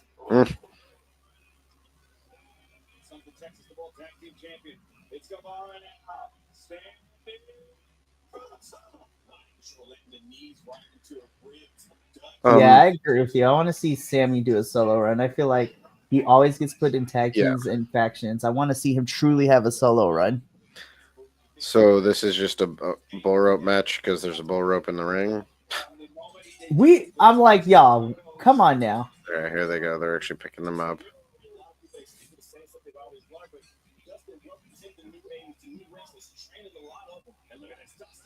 Isn't that like supposed to be a rule? Like that's how the match actually starts? I think technically that is the point, yeah, because they have, to be fair, they haven't really tried to pin each other. No, I know, but it's like, yeah, the match isn't official. It's like a strap match. You have to have it on the wrist before it starts. And now we run into the problem of Sammy Guevara struggling to get it on him, and now Dustin's struggling to get it on himself, and it's like when you watch the people struggle to like zip tie or handcuff somebody to something, and then when I tell you Paul Heyman struggling to get Roman Reigns out of the handcuffs during the pandemic era in the Falls Count Anywhere match versus Kevin Owens, took probably my match of the whole entire year and kind of went poo-poo down a little bit because we struggled for like 5 minutes on air. You know what would have been cool? They were strapped to each other. If Vincent would have just turned around and ran and jumped out of the ring and just like yanked Guevara right into the ropes. Like, yee! Like, oh, you're tied to me? Okay, come on. Let's go for a ride. And just have Sammy just ragdoll himself all over the place.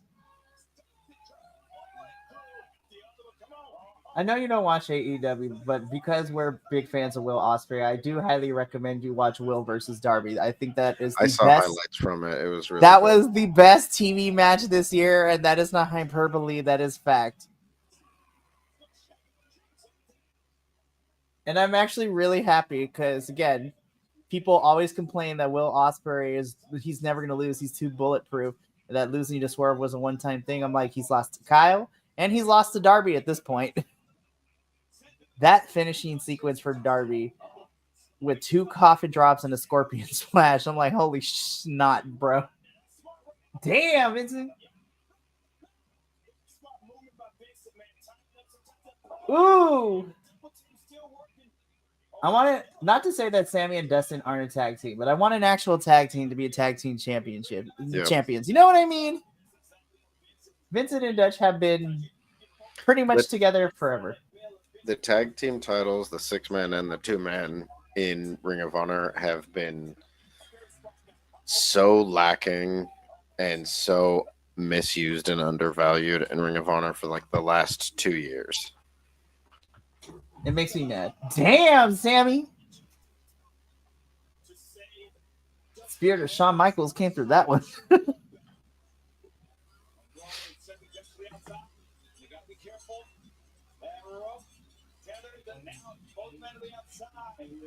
Dustin, what are you looking for? A door. Could you imagine? Hey, they did it in one mat in where did they pull out? Oh, it was in TNA. They pulled out a door. Because TNA is cool like that. Yeah. I do love that the ultraviolet title or violent title is in a DLC match. I'm so excited, and we only have to wait 4 weeks, I think. Yeah. No, or 4 or 5 weeks, one of the two. But I'm excited, though, because in 2 weeks, I mean, depending on everyone's schedule, Wrestle Kingdom 19 for New Japan, and then Dynasty. And then, of course, me, Adolfo, and probably Jess are going to figure out a way to watch Stardom's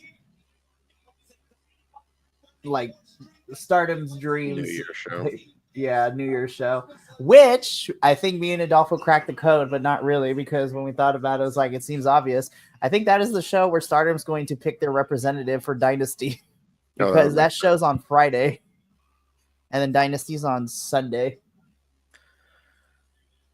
Yeah, And with Athena representing ROH, I think hopefully that gives more of an indication that she's losing her title tonight. Yeah. Because this is the International Women's Tournament or whatever.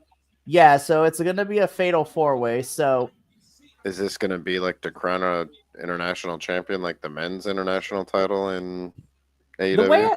The way I see it, it's kind of similar to the Grand Prix in CMLL where they get a cup and they get to hold it.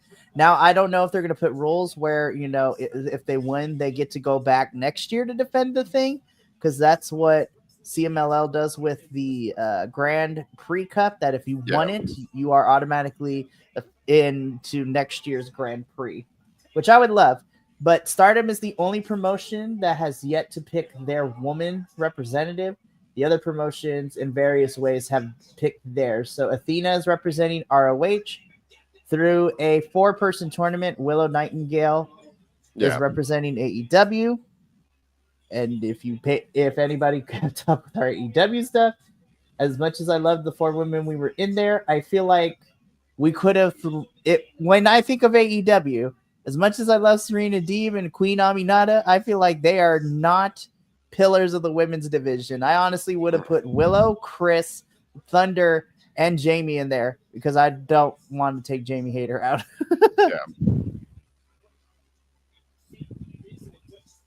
And if we were to take Jamie Hayter out, Britt Baker, because she is also, I think, to me, is a staple of the women's division the last 5 years. But that's just me. And then CMLL has Persephone. Sure just going through that table. Yes, poor Dutch. Don't put Vaseline on it. Don't put Vaseline on. Either Dutch by himself, Dutch with Dustin, or Dustin pulling. Dutch is going through this thing regardless. Yep. It's just a matter if he's going as a duet or a solo. Where's Vincent and Sammy? That's what I want to know. Are they just lying on the floor somewhere? Like, yep. They're literally on the floor. Damn.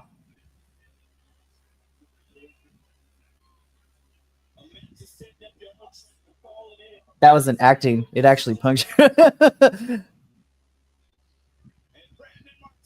I hope that was an acting scream and not a, oh God, I think. Oh, he just hit him in the face with the bell on accident.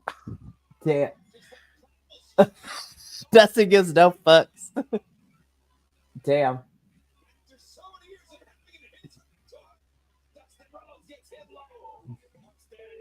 Sammy Guevara and his amazing locks.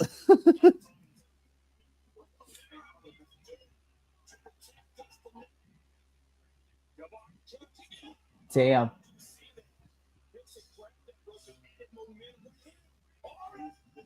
Oh, that was clean.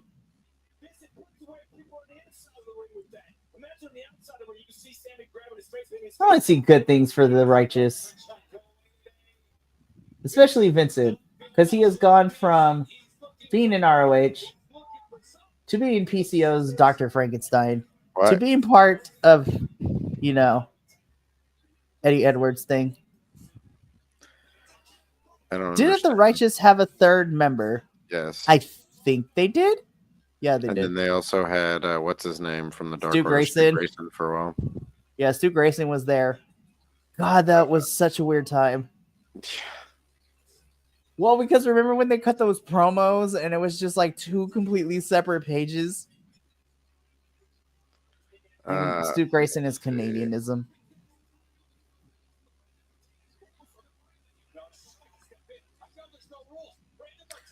Whoa, the way that Vincent used to look. Let me see here. Ian Caprice, you said his face is turning blue. Sir, his face is half blue. Like, what are we talking about?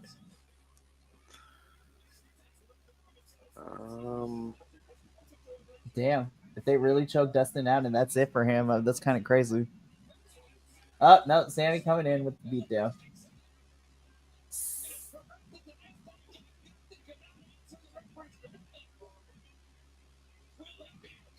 Y'all just took the belt off? What the hell?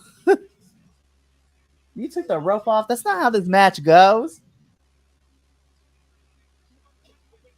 Unless it broke, then they can't. Yeah, I don't think maybe there wasn't a third member. I'm not finding anything about it. Interesting. I know. You would think that something like the Righteous would have a third member, but I guess not.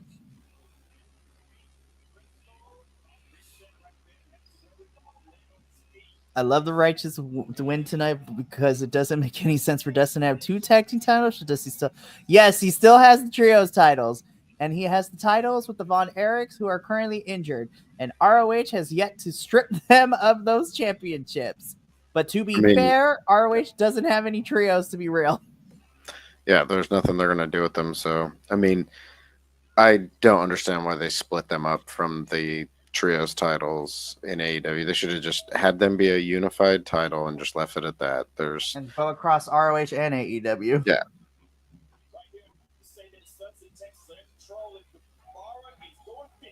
Yeah, and the Righteous should win because they're an actual tag team.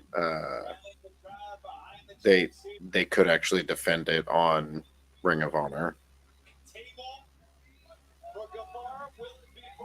For the way the camera was standing, I saw that ladder and I thought Sammy was eyeing that ladder. I'm like, Guevara.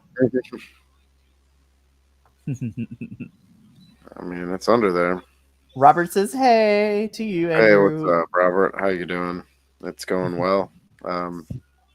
Hoping for good things from Ring of Honor tonight. So far, it's gotten better as the show's gone on, so that's good. Never mind. I spoke too soon. I was like, oh, maybe Sammy's not going to get no, I lied.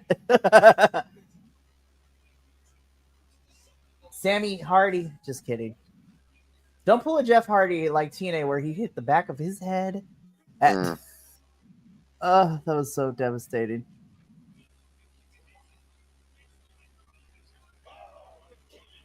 The answer to this question, yes. Well, no. I take that back. Because despite the weird build-up, I really did enjoy the Righteous and Stu Grayson versus Dark Order in the Fight Without Honor match. That was like 2 years ago or so. But yeah, they've basically been nothing, and they got relegated to the pre-show tonight when they faced Grizzled. Oh no. Oh God. Sammy, the Dark Order, like, there was such promise with them, with Alan Angels, with Preston Vance, with both of Silver and Reynolds, Evil Uno, Stu Grayson, and then they just turned into a comedic group. I get more enjoyment of Evil Uno when he's narrating Mystery Wrestling, and that's sad. Don't count out Dutch. Dutch needs to come in, bro.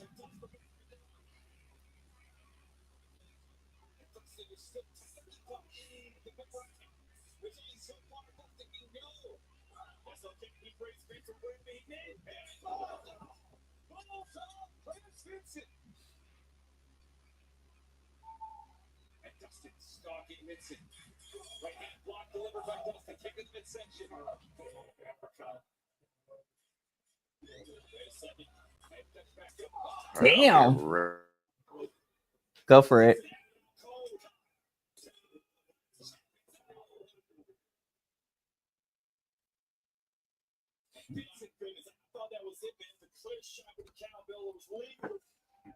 And we saw Dustin fall like a tree. Dustin's still in it. I don't see Guevara. But both of the Rights are in the ring, and Dustin is prone to both of them. It's an amazing shot of the sold out image from the ballroom. As we move the cameras closer, the kid, the violence as the crowd does not appreciate the 2-on-1 efforts of the Righteous. Doesn't matter because Dustin is prone to both at times or another.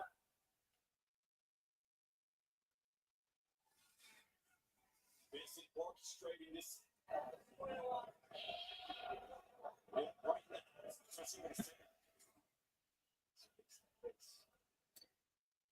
Had to say goodnight to the kid. No. And then he was sad. I am sad for him too. I am sorry. But not really. I'm just kidding. Get a Nope.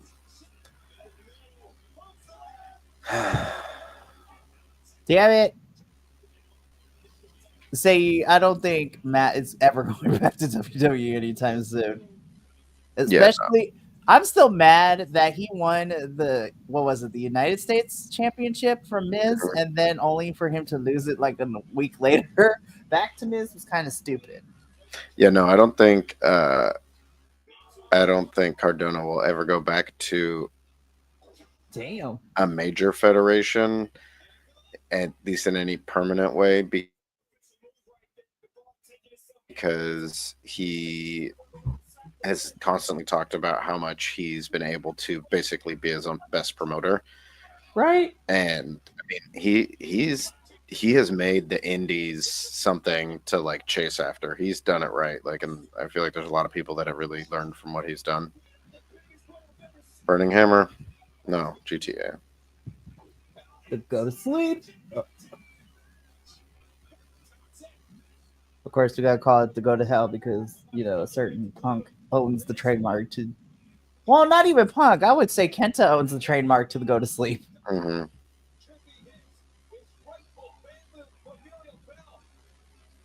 I don't. Why is? No, don't. I don't understand. Why? What is the issue? Doesn't he also have a bell on his rope? I know. I don't know if they're playing it up that this is Dusty's. Because they did say that this is the familial bell of the family. So I'm like, okay. Dusty. Which would make sense. Which would mean I would love every. Damn. God. Damn it. Like, what though? This is the first wrong decision of the night. Dustin's not even under contract. What the is happening? I'm upset. Like, why can the Righteous never just get one? Why? Yeah, no. This garbage. I'm just kidding. You could have made it mean something. You could have had it be a big moment for him to lose. And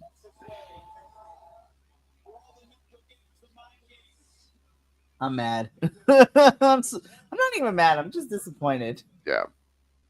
Like, you build up the Righteous to have this feud with them, which, despite the hit and miss of when it happened, at least this had some build. But then they lose. So who's going to take these titles from them? Like, who? This is some bullshit.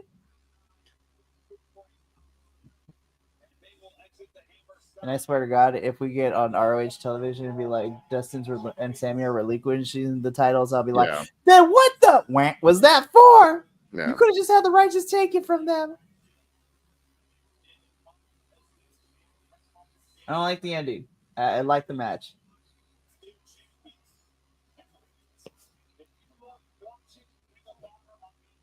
Look, if you're not going to have the Righteous, I don't know what's going to happen, but give me the Infantry. Like, give me Infantry as tag title team champion.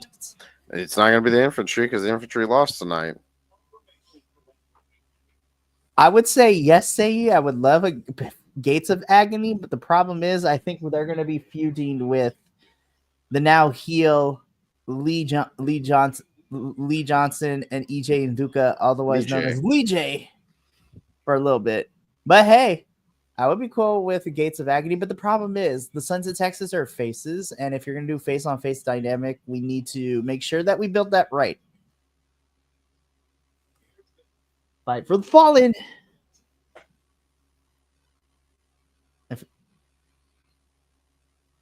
Yeah, I mean, they've got the Infantry, they've got the Grizzled Young Vets, they've got Gates of Agony.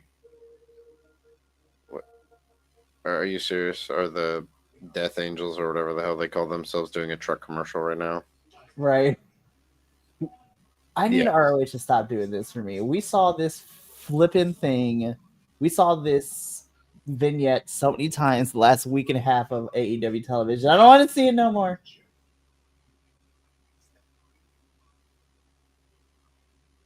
This is the vignette for World's End. Yeah. Yeah, TNA used the GYV way better than Ring of Honor and AEW have used them.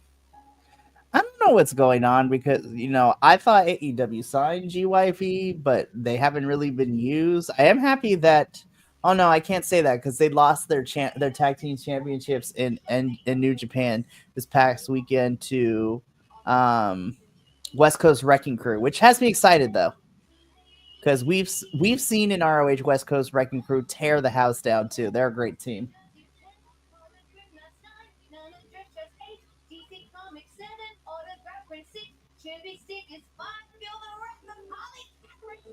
I don't care what nobody says. I love Harley Cameron.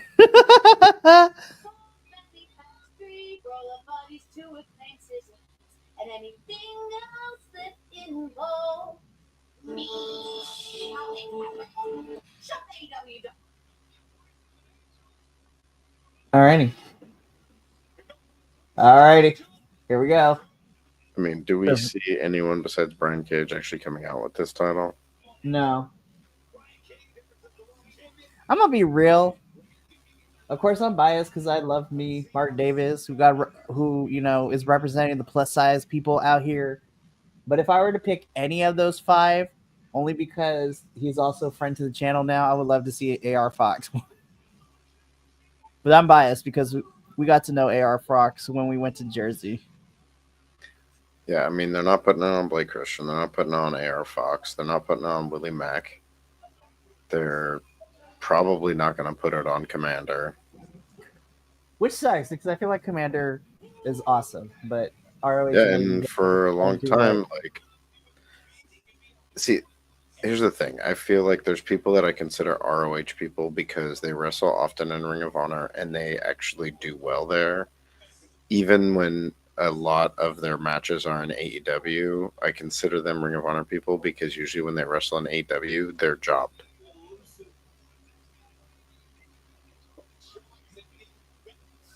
If he was pushed more and showed more in ROH, I would be here for Black Santa Claus right now in Willie Mack to win. The Chocolate Juggalo. Yes. Yeah, he's been wrestling a bunch over in JCW. I love Juggalo Willie Championship so much. Wrestling, not Jersey Championship Wrestling. Just to clarify. 2 different things. I love Willie so much. Yeah.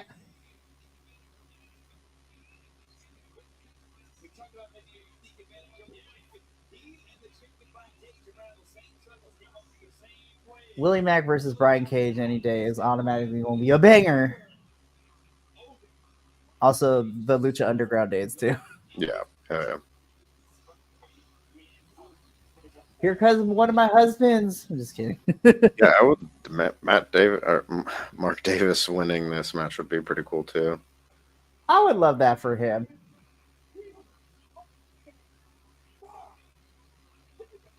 It would also be super interesting because his former tag team partner held that title not long ago. Absolutely. I love Mark Davis. Listen, Sayi, I would love nothing more than Cardona to win tonight. But this is Chris Jericho we're talking about. And as we have said over the last year in 2024, when it comes to Chris Jericho and anything that he's involved in, he is a black hole. And anybody who gets stuck with him never comes out the same. Yeah, no, I think part of the reason why, and I've heard this going around, and I think it's likely true, is interesting for Blake Christian. I think the reason they're keeping that title on Jericho is he's got name recognition, and they're hoping it helps him get a TV deal for Ring of Honor. Right. With Vanilla Baby, okay? I know he won't do it because it's more a GCW thing. I would love to see crazy ass Blake Christian with writing all over him. Serial killer Blake Christian. Serial killer Blake Christian would be a really great stuff. But I'm here for this. I am the baddest bitch in the game, Blake Christian, and he's cocky about it, and he knows it. Now, if Ring of Honor can get a TV deal, and it's partially because Chris Jericho is the world champion, and it enables them to actually have Ring of Honor be a actual TV show and be a production, and them spend time on it instead of just being AEW Dark 2 or like 3.0 at this point. Yeah. I would kind of be okay with it, but I don't know how likely that is going to be. And Yeah. I will say, though, again, love to see AR Fox get any screen time because I love him. We love him here on BC Wrestle Pod. he's also another former Lucha Underground. Yes. I'm sensing a theme. A lot of these, Willie Mack and AR Fox, at least, Lucha Underground. And Brian Cage. Yeah, and Brian Cage. So 50% of the people in this match. Now, there's Adolfo's baby daddy. He's like Frank Grillo, ate Frank Grillo, and Right. now he's a wrestler. This facial hair is so weird for me. Well, actually, him having hair, period, is weird for me. Yeah. But again, as we always say here, he is the sweetest person outside of his wrestling character. Yeah. He feels like it gives him a good heel look. It does. He also kind of looks like Hercules. Hercules. The wrestler. I mean, maybe the person too. Or, I mean, you know, if that guy was ever real. But yeah, he looks like the old Hercules. Brian Cage, I love you, but that bald spot, my dude. That bald spot. Hey, don't follicle shame. Mark Davis, I think, is rocking one too. Pretty sure Willie Mack is too. I was like, listen here, you bald bastard. No, just kidding.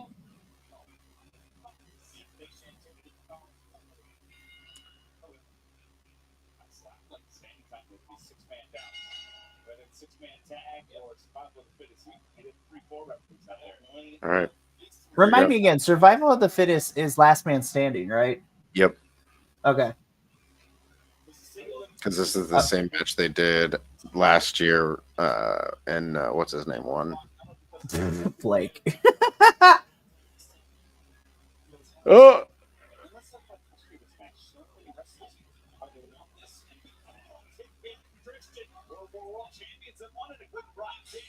Damn. And then there goes Willie.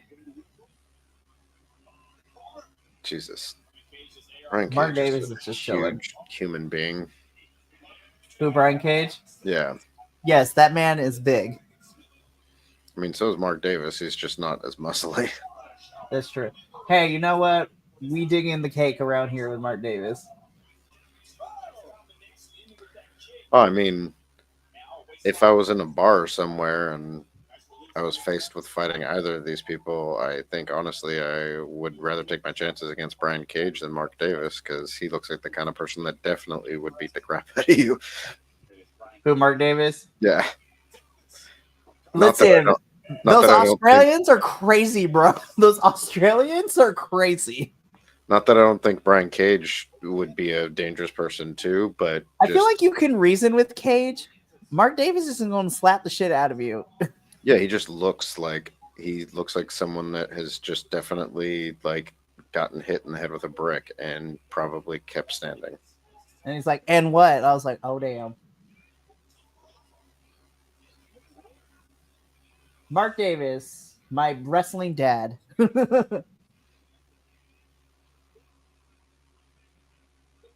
Yes, Willie.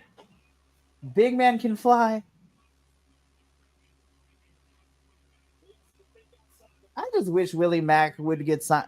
I wish there would be a promotion that would just have Willie Mack on full time because I think he's amazing. And see, you know, if Ring of Honor was actually allowed to be a promotion and have like a roster and everything, he could do something here. Right, Willie would be great. Because you know he's not going to be winning big matches in AEW. No. Oh! Same with AR Fox. Oh my God. I know. AR is amazing.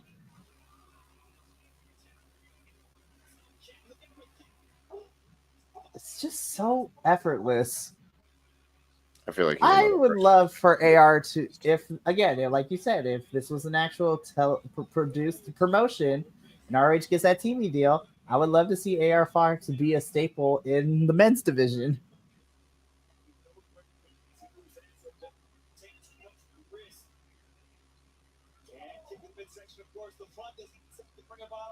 Jesus.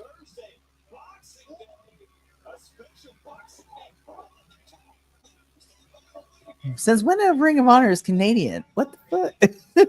Canadian? What are you talking about? They're like a Boxing Day special. I'm like, when is Ring of Honor Canadian? Boxing Day is like English. It's also Canadian too, I think.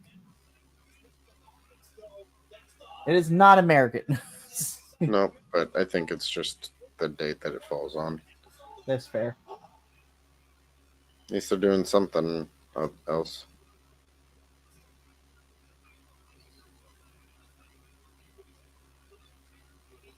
Yeah, CMLL. There he is right there.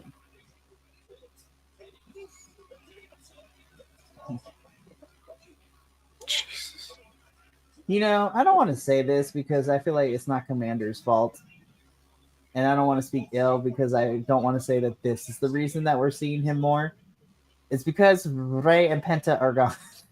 And Bandito is still injured. But he's coming back, though. So now I mean, Commander's probably been outside of Phoenix and Penta one of the most well-used luchadors in the AEW sphere, and especially... Oh, my God! Yo, Blake Christian's crazy out here. Sorry. Yeah, Blake Christian's hella good, dude. I'm telling you, man. I know. Listen, as somebody who's watching GCW, I know how great this man can be, but it's just like, so good. Yeah, the moves he hits damn are so good. I mean, he was the GCW champion. He was in their big title, conflict going into one of their big nights, and I mean, he's crazy. Ooh, so good. And I'm super interested to see where they're going with this new character for him too. The psycho serial killer. Yeah. Imagine this is where Brian Cage gets eliminated. First one out. That'd be wild. Oh. No. Oh my. Yo, Blake.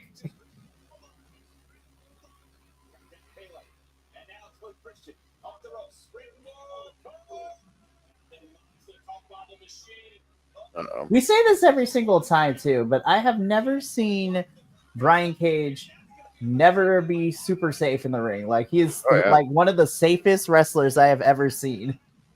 I think it's partially because of all of his experience working with luchadors and things like that. He's just learned to be really safe and a really good partner in the ring. Which it's like Gringo Loco, like being a really good base wrestler. Right. And then being a really good high flyer for someone bigger than you would expect to be a high flyer. You're right.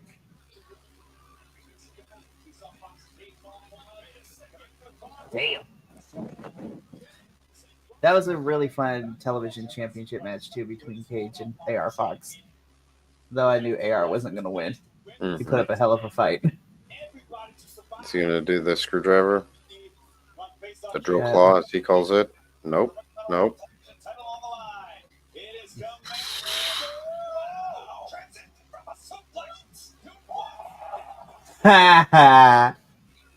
Jesus, dude, that lat spread is ridiculous. That's wild. Brian Cage, you are my hero. I love you.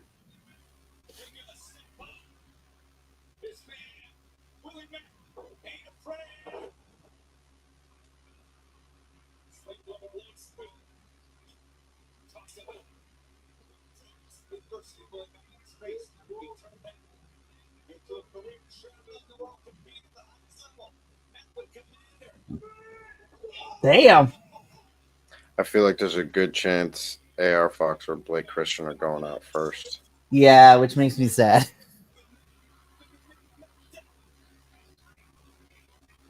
Yeah. The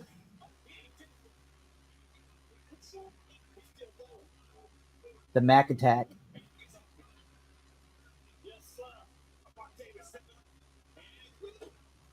Easy winning match. Mark Davis up. Mark Davis pushing the 300-pound mark. Whoa.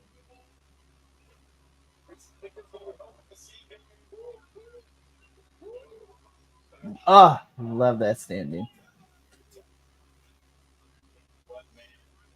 Athleticism from Willie Max, uncanny. And now Brian Cage. Brian Cage. Oh.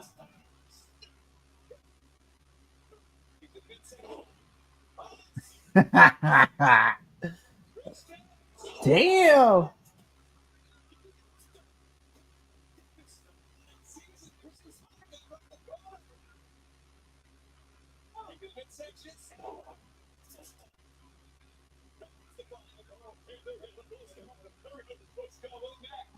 Oh, is Willie about to go fly? Hell yeah.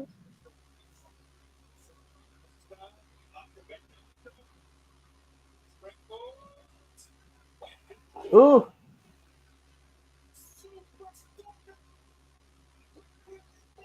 Willie, turn around. Okay, maybe Willie Mack will be the first out. Probably. Yep. Brian Cage, that was a hate crime and you know it.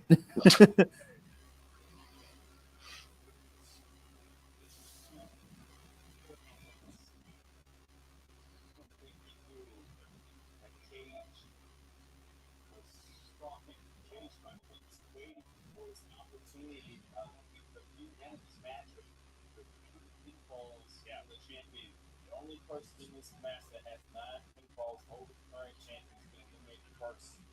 Wow. Bit of a shocker here at the Hammerstein. 5 men remaining with the World Television title on the line. Brian Cage. Ooh, AR, that was good. The springboard kick. And now it's Fox into the corner. Cage trying to get in back elbow. Now second up on the inside. It's Air Fox all the way up top. It's Fox and Hammerstein. Whoa. Ooh, that was awesome.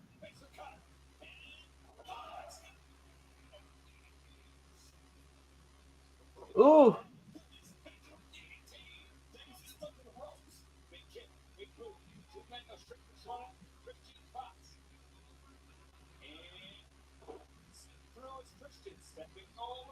Oh my gosh. ROH, I don't know what you're doing. Keep AR Fox down here. Don't put him on AEW television. Or give me a Blake Christian AR Fox one-on-one match. I think they've had him. Well, I know they have, but I want more of them because they're both so flipping good.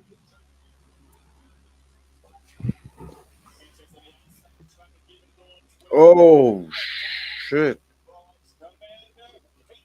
Oh my gosh.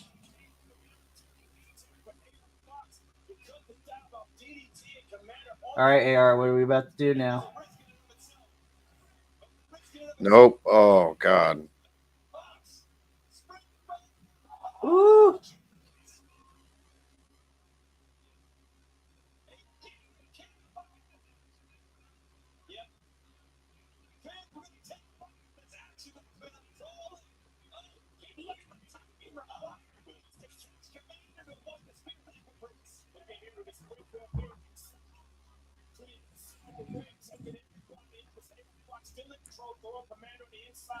And just like AR Fox trying to send to the ropes. No juice, my commander squad going to the other side of the ring. Oh, big quick there. Oh. Oof. Jeez Louise.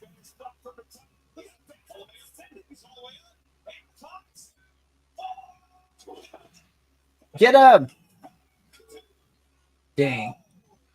Dude, not that I want to see Commander lose, but if he's not going to win the match, they should have let AR Fox get the win on that one, dude. For reals.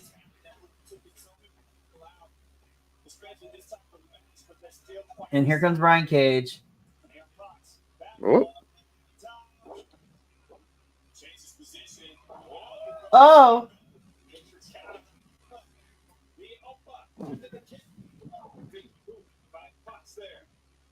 I'm kind of suspicious with AR being able to get all this offense in. I think he might be going out next. yep.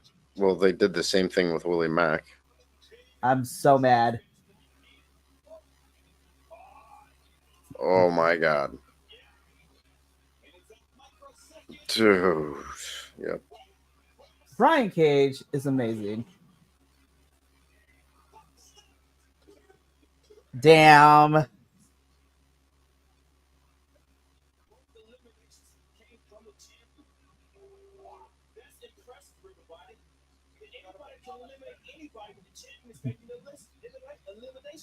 That was one hell of a performance from AR.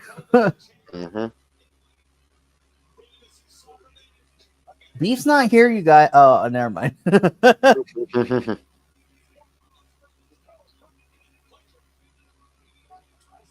Damn.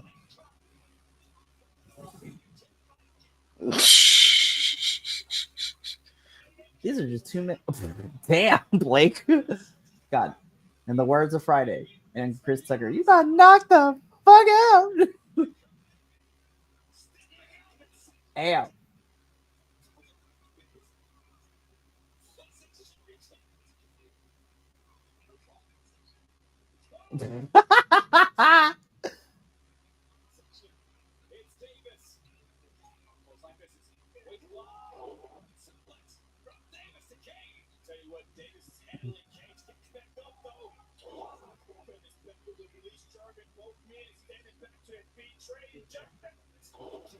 Jeez Louise.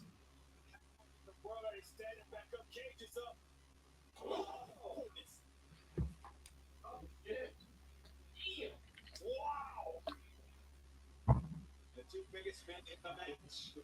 The champion is Davis. Ooh.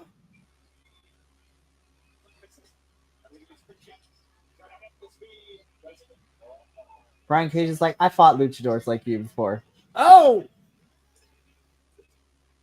Dang. Wild. I'm a little ahead of you. I thought about messing with you.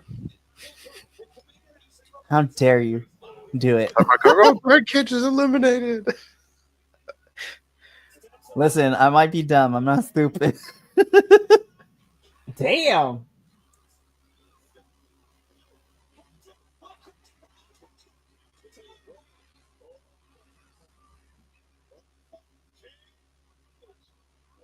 Oh, damn.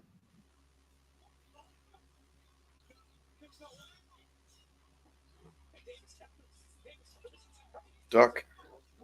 Damn. Dug it. Ooh. I love insecurities.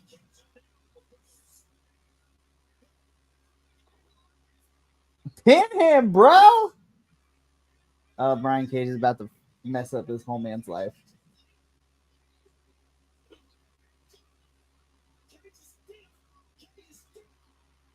Cage is eliminated. That's crazy. Dude. Yo, okay, I'm rooting for Mark Davis, bro. I'm rooting for Mark Davis. No shade to Commander, but honestly, it's gonna come down to between Davis and Oh, Commander. yes, play Christian. Do it. Oh, yo, if they put the title on Christian, oh my God, it is either going to be Blake Christian or Commander. Holy shit. Andrew, use your words. I mean, my instinct tells me that it's got to be Commander, but Yo, if ROH puts this motherfucking title on Blake Christian, I'm gonna give them a bonus point for this match. because let me see, like,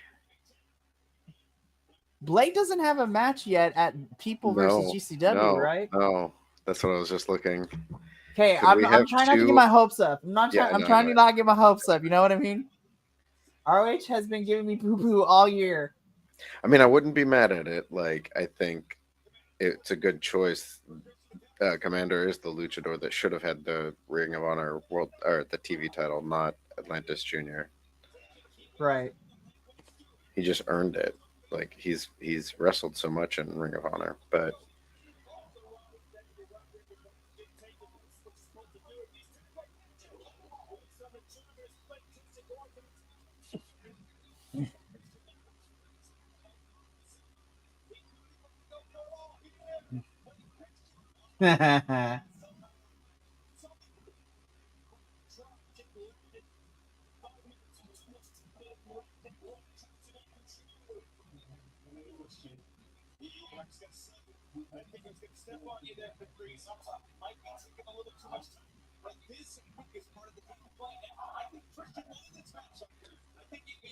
and they're all chanting against him, but it's like Blake Christian's one of those heels that's like, I don't care. I love it when you hate me.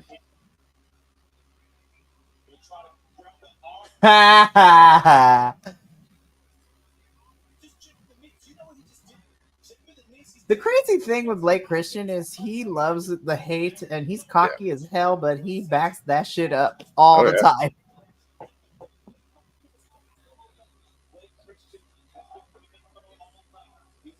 You guys, he wrestles in GCW. There is nothing you can say to him to make him feel any shape or form. And he's been one of the most despicable heels in GCW for a while. Right? Oh.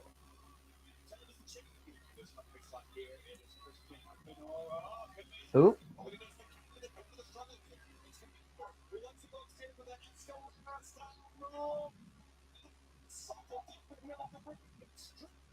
I would love to see Blake Christian win, but given the fact of who has retained championships so far, I don't know if ROH would want to try to balance that out.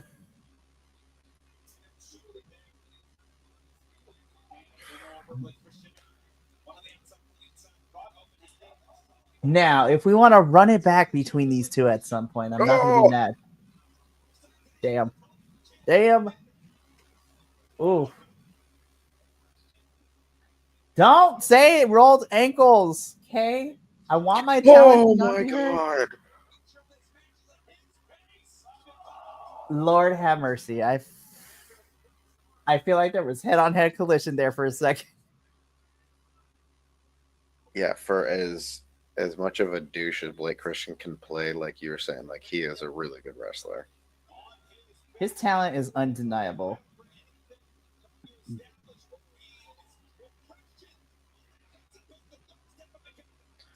And to be fair, so Commander's really good too.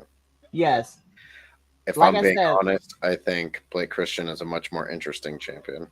Yes, I agree with you there.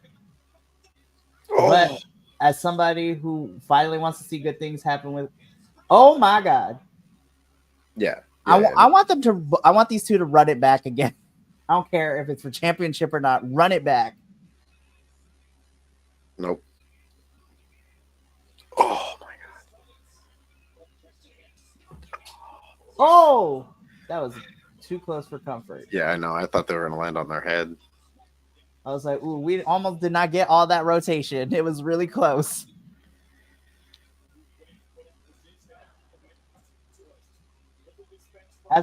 Dare I say this, as of right now, this is the most hyped I felt. Yeah, 100%. And I think it is a testament to all 6 of the men that were in this match. They did exactly what you need to do in a multi-person elimination match. Is it got more and more hyped as the match went along. Not to say that his performances were bad before, but I feel like this is the best I've seen AR Fox utilize in these matches.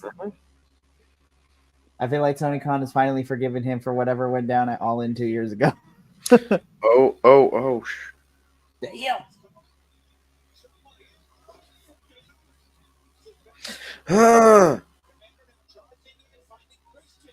Oh, I'm about to. Oh my god!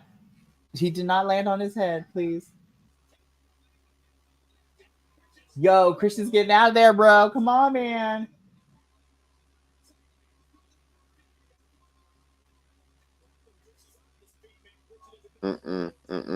He's I about hate to this. walk This makes me so nervous every time.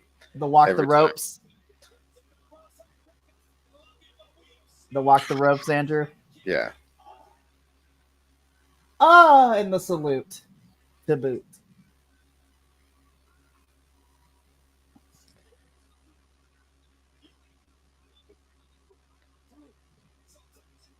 I think he might have it here. I think he might have it. Yeah, I think you might be. Oh, yes. Yes, do it. Do it. I was like, Blake Christian just needs to like kick him in the balls and pin him. Do it. He kicked the ref. That was Yes! amazing. Yes. Do it. Do it. Do it. Curb stop that ass. No. Ah, damn it. Ah.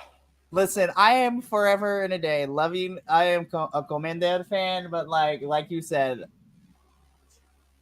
actually, I would be fine either way. But Blake Christian to me does give me. If I were to book him, I feel like there is more with the story we can go with him. I feel But like damn, these two are killing it. I feel like after that, not working, Commander's winning.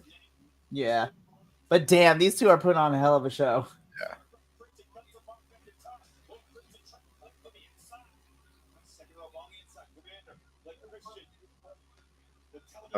What are we doing?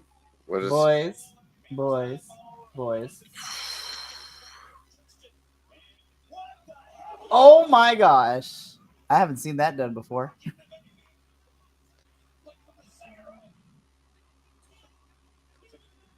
Oh. Too close pins. Like two. Oh my goodness. Y'all are having me stressing, ROH. Oh! Poison Rana, that's got to be it. Yeah, I mean, they're making this match the match of the night so far. Hell to the yes. 619. Here we go. This got to be it. Yeah. This is it. Ah, man. I mean, I can't be mad. I love Commander, but Blake Christian would have been interesting. Yeah. There we go. Shoot. That match is so far is my match of the night. Yeah. All right. Now, you know what? I don't expect them to do big stories with Commander and all that stuff, but what they can do is line up some really exciting matches. Which really, as a television champion, you put him on TV at least every other week, and you have him have like exciting, fun matches. And hell, you could put him up against some of the people he already faced in this match, like AR Fox and stuff like that. Like, again, run it back between him and Blake Christian at some point. Even, a Commander versus Mark Davis, I'd be here for too.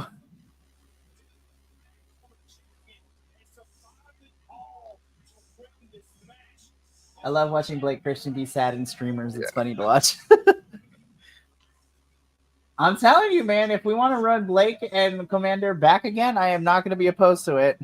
Run it back. Yeah, that was a good fun match. Holy crap, that match was awesome.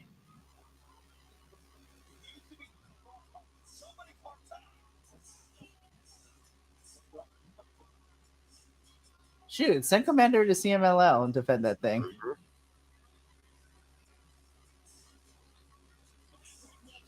Seriously, this man has been putting in the work since he got here.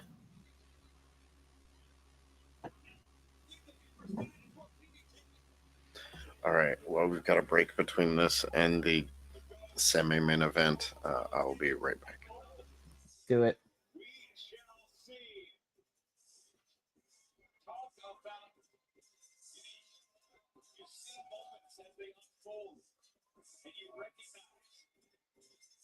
Those are moments you will remember forever. Never get music out of my head.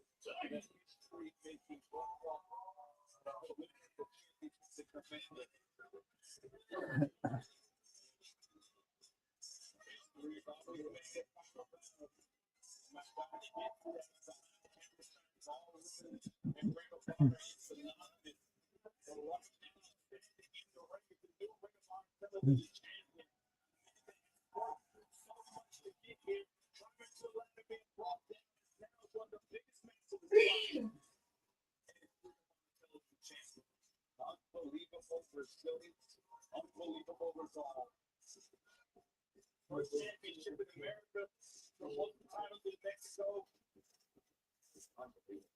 Congratulations for Commander who won one of the few matches you will ever see in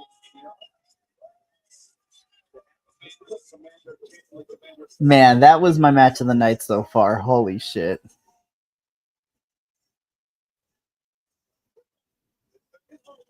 That is very true, Say. You can't send into CMLL. However,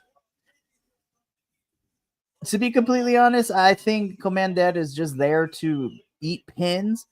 And because he's taking the spot of Juice Robinson, who got taken out due to injury, I think that's all he's going to be there. However, the Continental Classic is wrapping up this upcoming week. So this should be interesting.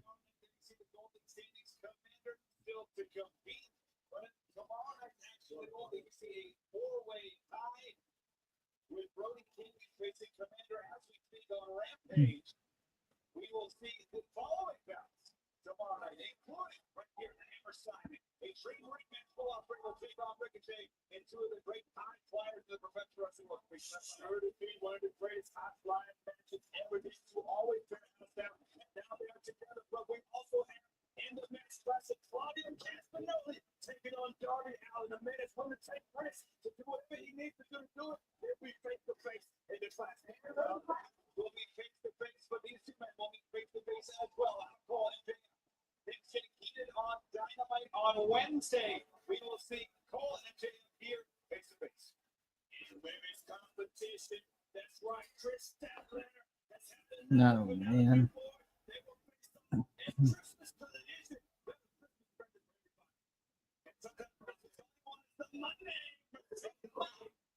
Collision will hear from the TBS and NJ becoming the strong women's champion tomorrow night on Christmas Collision. And in the Blue League, we heard about the Gold League, the Blue League.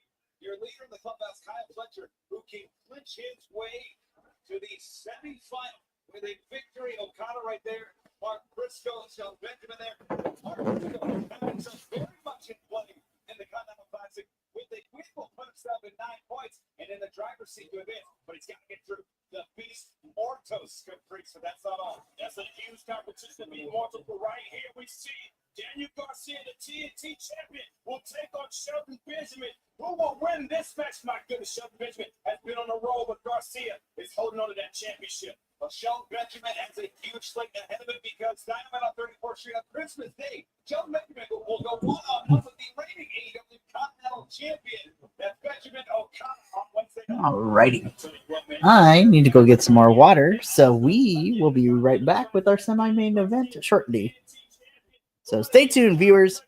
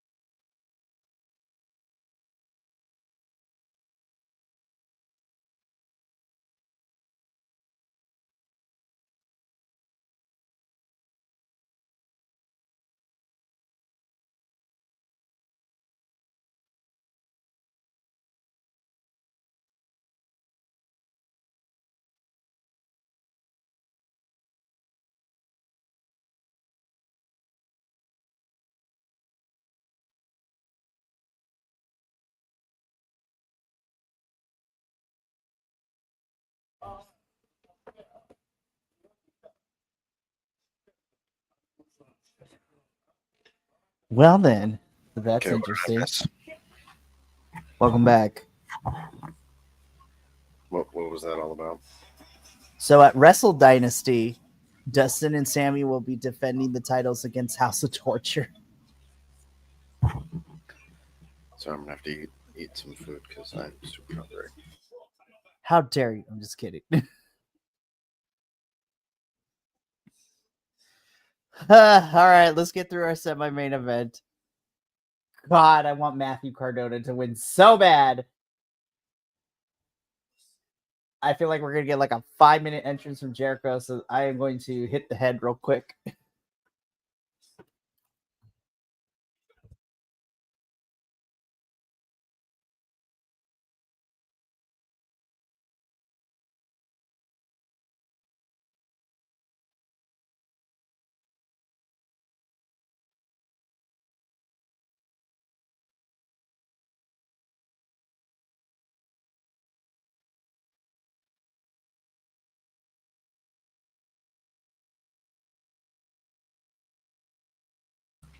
That's true. CI.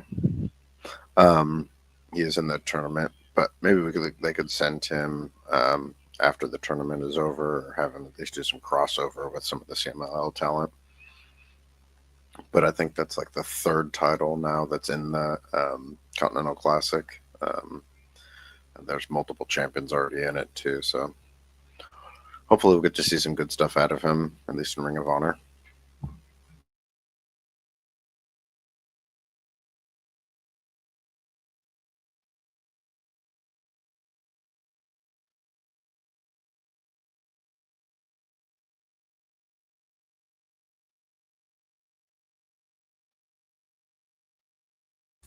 I'll just be very happy if Jericho does not retain.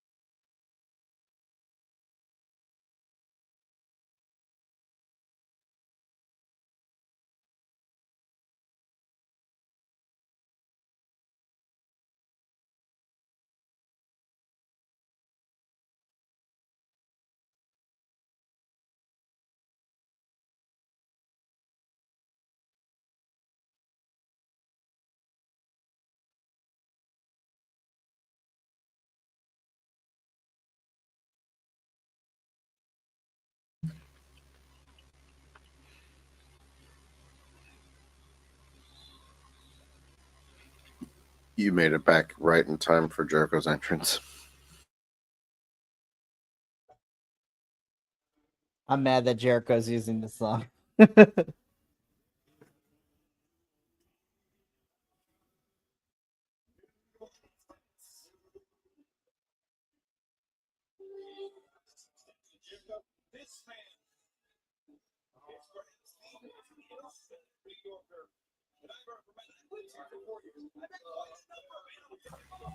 Where's Sizable Billy? Right? Where's Large William? Well, I mean, technically, well, Lexi is there because Large William and Lexi got married not too long ago. Yeah, I did not know they were a thing.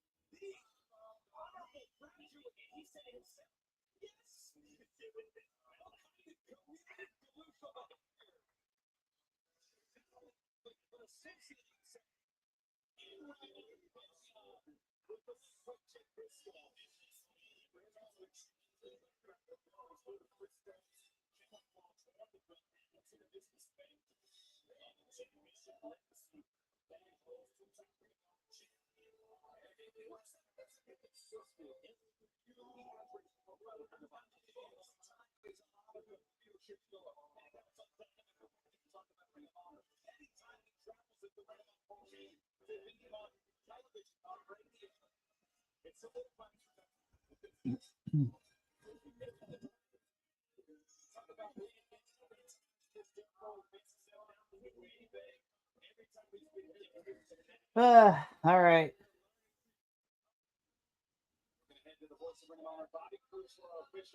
Get this over with.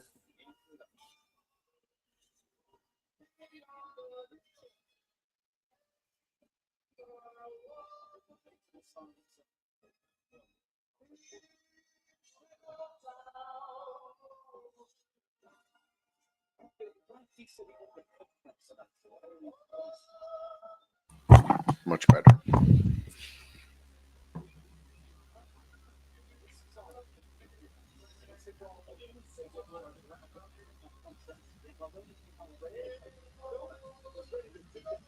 Matt just beat his ass. Beat his ass.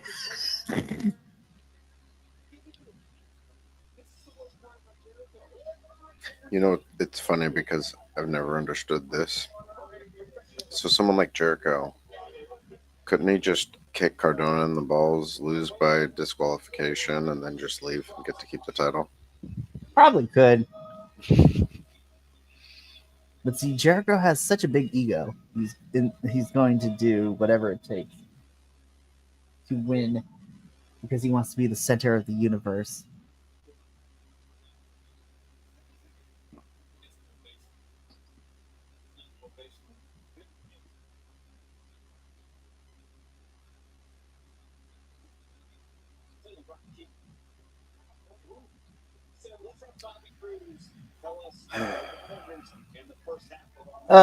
Just let them fight. Come on. Hashtag team always ready. Mm-hmm. Hey, that guy's got a I Love Hot Moms hoodie on. I know. I saw.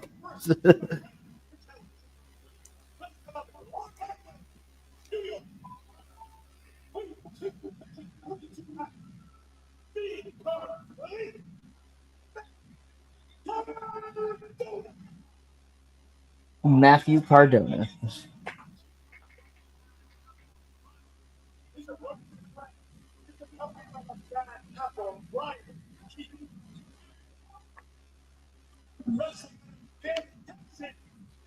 What? Sir, you are from Canada. Have several seats. Bobby Cruz, we are not in the business of lying to people.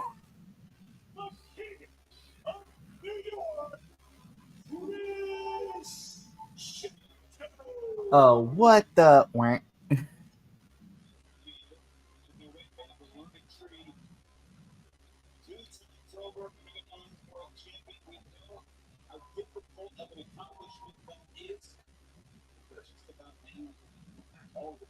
Matt is looking at us through that camera lens. It's like, God, what have I got myself into?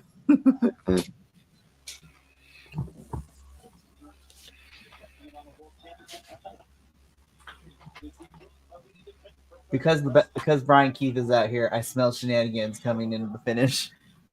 They should have shenanigans, let Jericho win, and then rematch Cardona it at People versus GCW. Gets him at People versus GCW in a death match. Yes.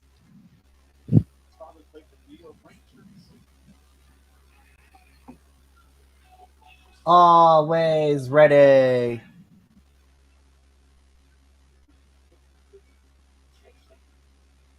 People are cheering, please retire. I mean, he should, but, he's not going to.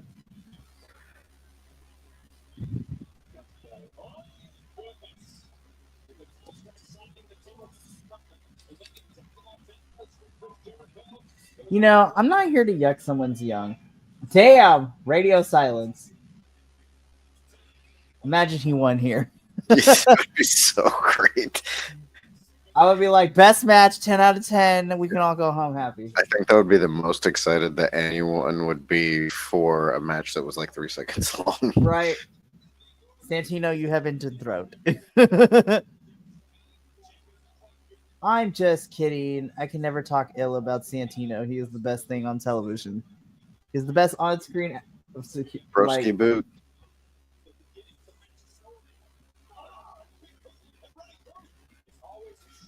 We can agree that Cardona is going to do a lot of the heavy lifting for this match, right? Oh, 100%.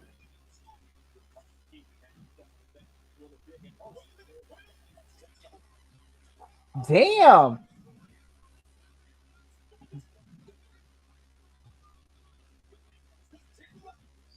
See, I would love nothing more than Cardona to win because I also feel like it just feels right in the universe in the sense that he has done such a great job rebranding himself and revitalizing his career post WWE and building himself into this character that we see and know and love and hate sometimes. Damn.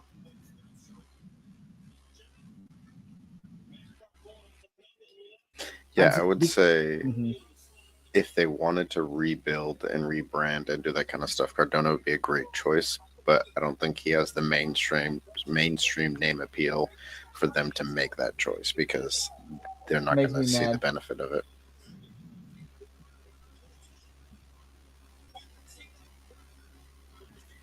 See, when Matt Cardona took Chris Jericho to the audience, I was getting flashbacks from Final Resolution. I'm like, don't do it, man. Don't do it.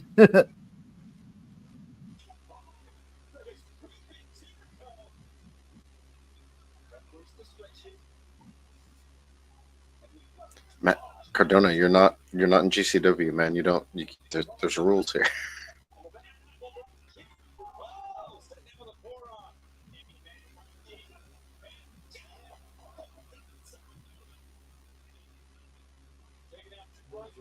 Dive. Oh, yep. There you go. Oof. Someone out there's got a GCW shirt on too. Yeah. And it's got the participants for the ladder match on it too. Oh God, on that ramp. God, that was nasty. Speaking of that ladder match, so it's Brandon Kirk, Mr. Tremont, Matthew Justice. Yeah, Matthew Justice. And Murdoch, right? Yeah, and then one more person. The mystery person, who I'm pretty sure is going to be Atticus Cougar. Yeah. Because he attacked Dr. Redacted and Matthew Justice. Yep.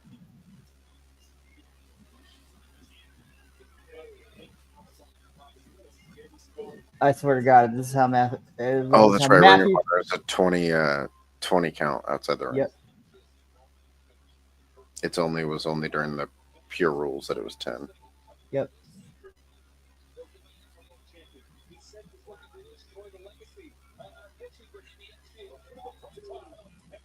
Cardona, get your butt in there, bro.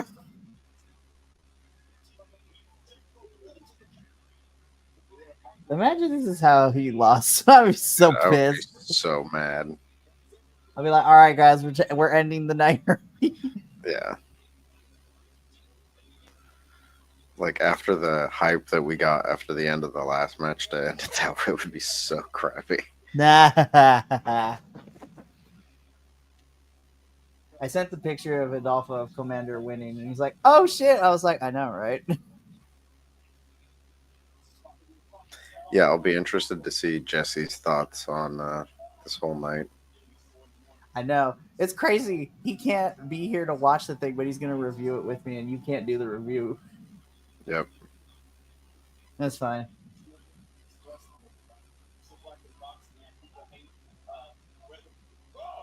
Not to say that I wouldn't have been okay running it by myself, but I do better when I'm bouncing it off, when I'm bouncing things off other people. So it's easier to be engaged. Yeah, I mean, let's be all the way 100. Nobody wants to hear me talk through this watch along by myself. I am not that entertaining. I mean, it's hard to do it on your own. It is. Well, especially during that last match too, because we are both very familiar with Blake Christian's work. And just everything talking about it. It's just a different dynamic.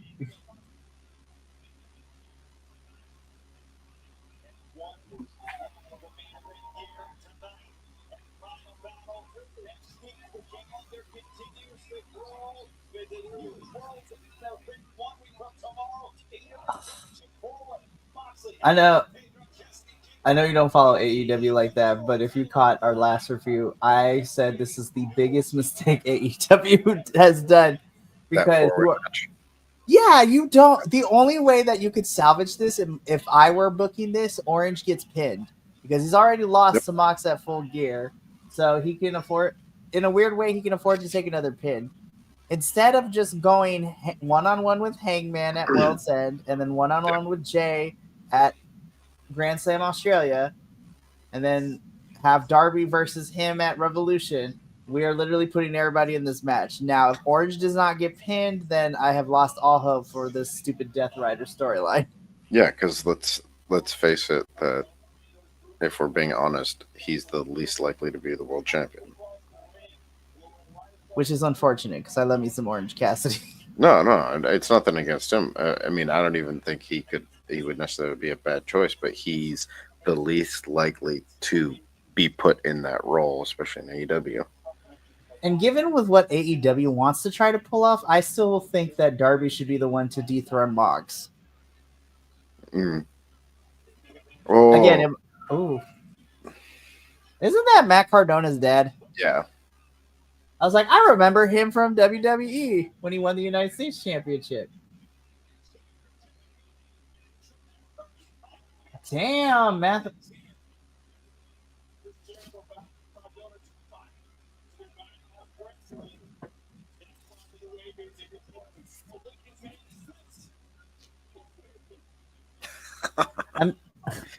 I mean, it's still early, but I will say, I feel like having watched all 3 pay-per-views this year so far, Final Battle is probably my favorite of the 3 we've watched this year. And that's not saying a lot. Yeah. I have found less to complain about in Final Battle than I did with Death Before Dishonor and mid card of Honor. Yeah. Yeah, no, it still had the same booking and planning problems, but the payoffs have been better. I'm not as mad. Yeah. I think might have it be extremely lowered expectations. Yeah, that's also very fair. And then Mance Warner comes out to cost Jericho the championship. No, it'll be Bradshaw, man. I need them to figure out what the hell we're doing with all of this because it keeps popping up, but we have not progressed the plot anymore. I'm just happy he didn't show up in the last match with Dolph Ziggler with Nick Nemeth. I swear to God, he needs to keep his happy ass away from Genesis because if he shows up to cause Joe Hendry, we're all going to be pissed. But can you imagine Will being pissed watching that live? No, I would be so mad. I'll be very unhappy if Joe Hendry doesn't win because it's such a stupid choice to make. I almost feel like if Joe Hendry doesn't win, he just needs to go to NXT. It's a big sign that Joe Hendry is done with TNA.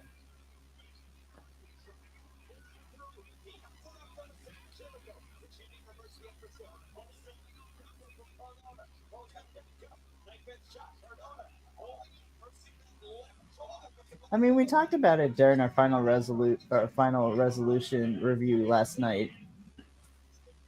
If they don't let Mike Santana be a mid-card champion, I would love to see it. In a weird way, I don't know what a Joe Hendry and Mike Santana feud would look like, but I would love for Santana to be the one to dethrone Hendry because I feel like that is something he can earn. And plus, it's been a while since we've seen like kind of face versus somewhat face championship feuds.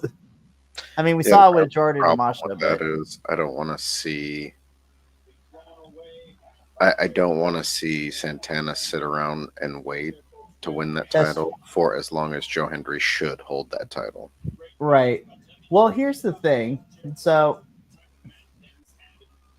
because I would love for Mike Santana to be the one to bring back option C, because all the other champions we had so far have never cashed in option C, which is Yeah. to get that championship match by vacating the title.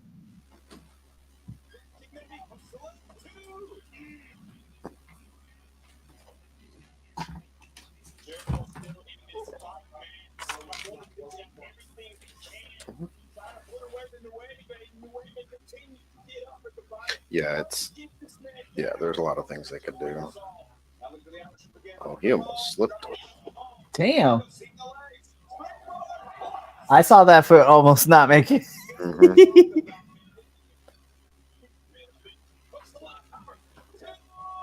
Did you just say Jericho's ageless? No. I mean, I'll give him credit. He's 54 years old and he's out here doing this, but Sir, that is a whole ass white man. When do they age gracefully?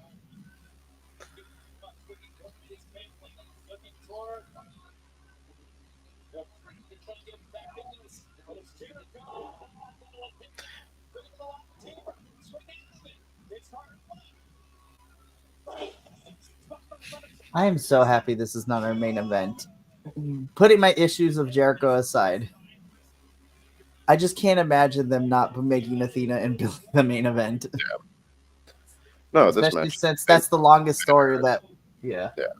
This match has been better than like I I thought agree. it was, but it's still not the note I would want to end on necessarily. And like you said, they've been building for Billy and Athena for like Almost 2 years. 2 years now. So yeah.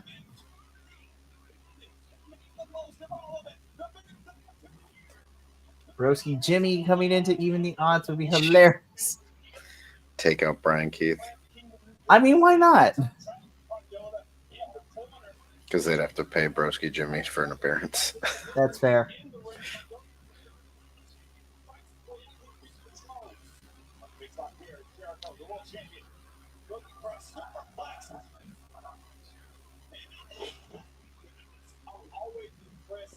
What kind of scream was that?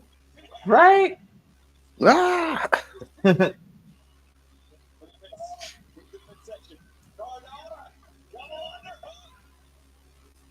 Ooh.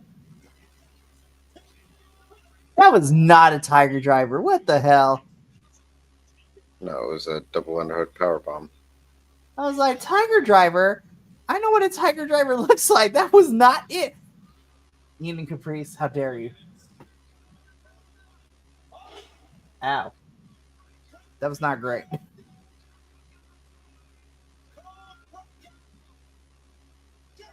I think Jericho may have hurt himself in that one. I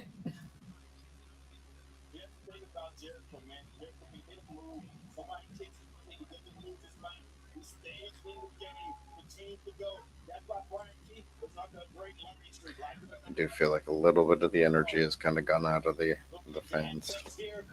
Yeah. I mean, let's be real. I wasn't expecting this to be like a masterpiece, but... And I say this in all disrespect, but Cardona is still in his prime. Jericho is past the expiration date just a tiny bit.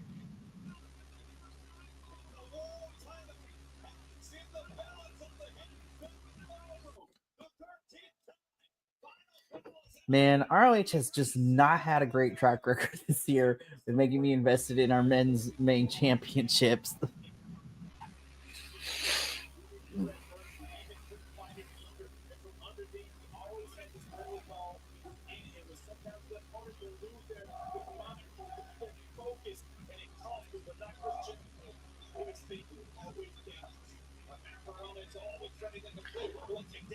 Matt Cardona should just like pull a thumbtack out of the bottom of his shoe and stick it. That'd be amazing.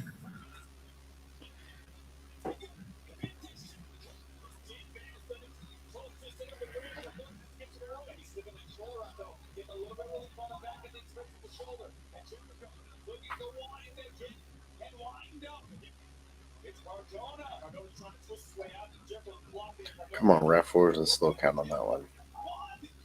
I know, man. Come on. He ripped his shirt. As he should. No, now we have to be exposed to the dad bod. Cardona, what are we doing?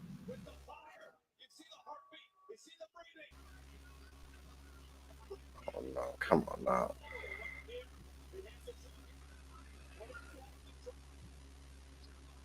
Yeah, this is just.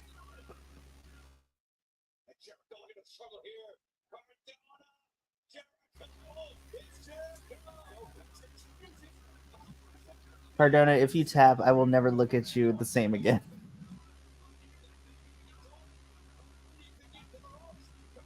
Technically, he's not on hand and his knees were off the ground. That's true.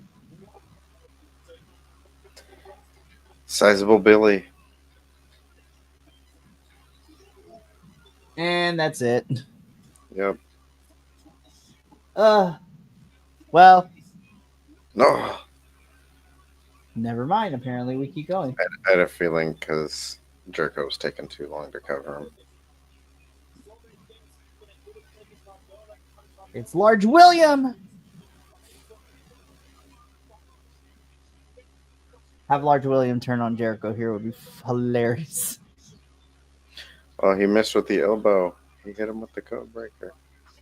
Try to go with the Judas effect.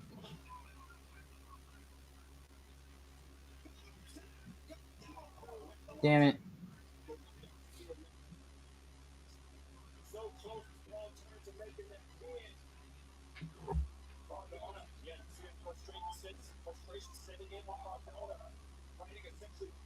Oh no, I think Cardona tweaked his ankle or something.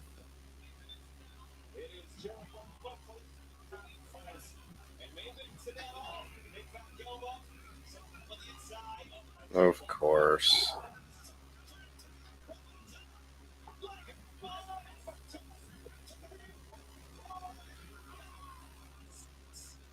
Lame. Lame.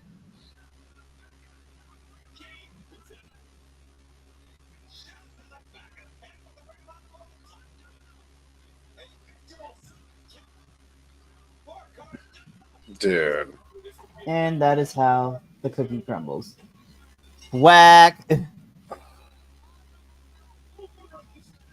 Dude, way too many shenanigans. It took way too long to make that final cover. Like,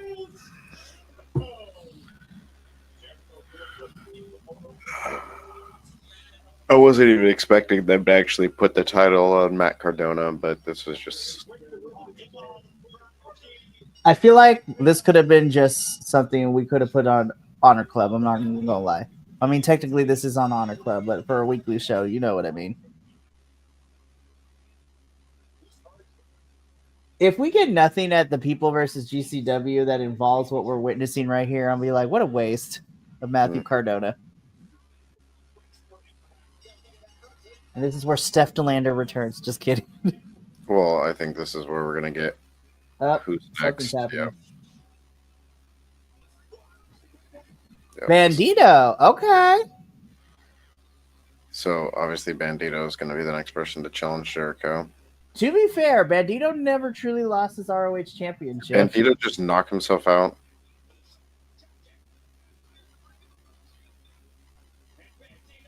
I think he almost did. Yeah, I'm pretty sure he just rocked himself. Yeah, he did. What the hell, man? We just got you back, Mr. Bandito. Dude.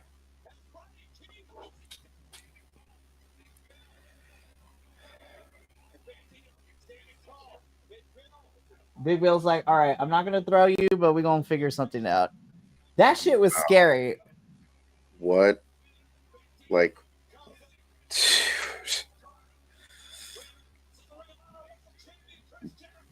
everything about this whole ending was just like a wet fart. Like, because he knocked himself out.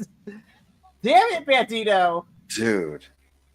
We know you're great, but holy shit, bro.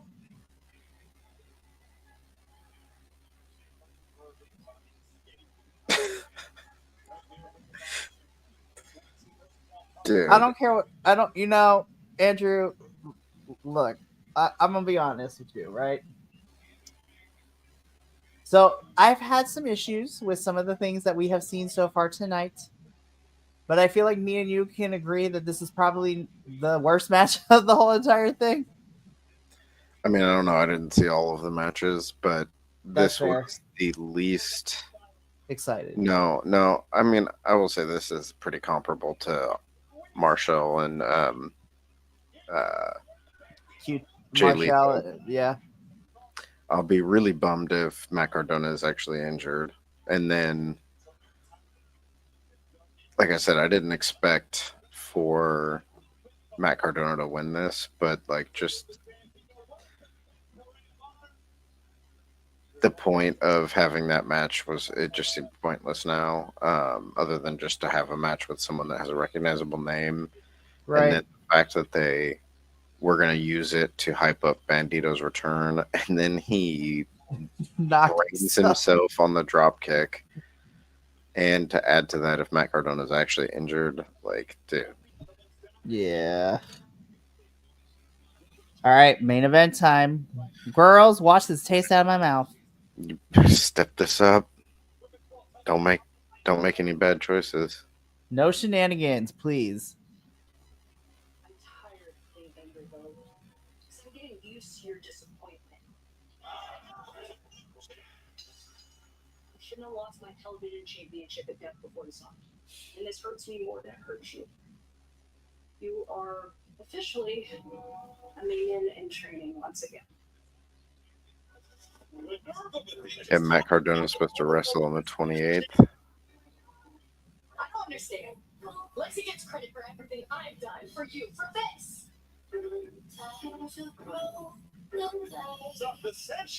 I will say, Abaddon versus Athena was a really fun fight. Mm-hmm.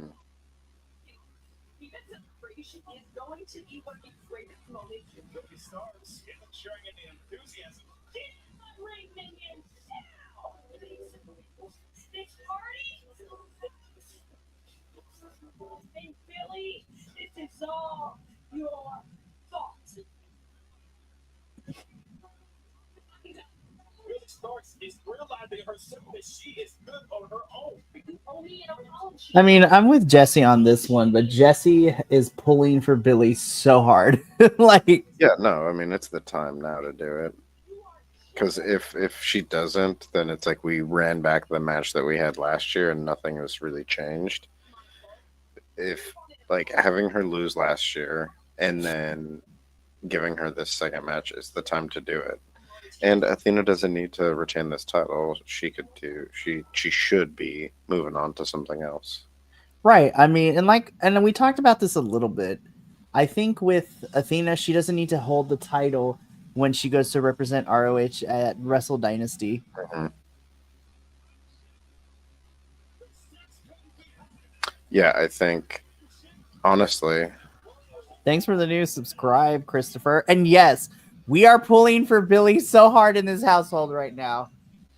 Well, and I think realistically, like, not that I necessarily like think she needs to, but Athena could go on, do that tournament, and then have that be her transition into AEW, because she could be a huge injection into either of the women's titles there. Right.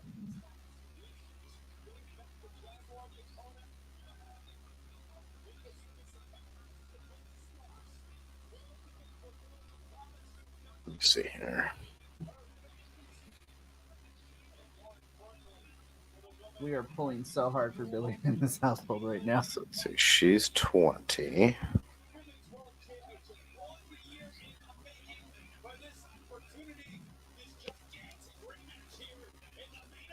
Oh, okay. So she won't win. She won't be the youngest champion. Oh, Two-Face. Yes. It's cool, and she's doing the animated Batman Two-Face too. Right. If she always last year, she would have been the youngest Ring of Honor World Champion. Damn. I will say this. I have, even since her NXT days, I have loved Athena's unapologetic nature when it comes to cosplaying for her ring gear. And I don't know if this is an official thing, but for some reason, especially in professional wrestling, there's a lot of like black women who cosplay when it comes to their ring gear, and I loved it. So I want to know. I was like, I need a study to be done. Is like, I think there's a lot of. I think there's a lot of women in general who do cosplay in their ring gear, right? but a lot of women of color too. Yes, Roxanne Perez is the youngest. That is correct. She is the youngest ROH. And isn't she the first? Yeah, she's the first because this ROH women's title has not been around that long. My memory serves me. Yep. You know who has the most title reigns? Who? All the title holders, because no one's won it more than once. That's true. I'm But looking at the statistics and it says most reigns, all title holders. The longest reigning champion is Athena. She's the longest reigning Ring of 2 Honor. years as women champ. Yep.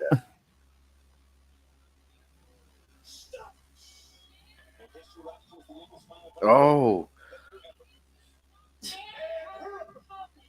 Yes, Lexi. Be a bad bitch. I was gonna say, I think there's a lot of women of color who do cosplay in their gear. You look at people like, what's her name, Selena Vega. Yeah, Zelina, who's my Puerto Rican princess. Zelina cosplays. Athena, Jade does it too, especially a lot in AEW when she was there. Like, it's fantastic. Yes, say Roxanne was Ring of Honor Women's Champion. She was the inaugural one prior to the pandemic. And technically, she still had that title too.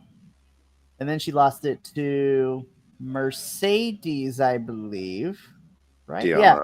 No, she lost it to Deanna Purrazzo. Oh, yeah, that's right. She lost it to Deanna. Then Deanna lost it to Mercedes. And then Mercedes lost it to Athena. Where's Miss Martinez? I miss her. Yeah, there's only been 4 champions. Hopefully tonight we'll mark a 5th.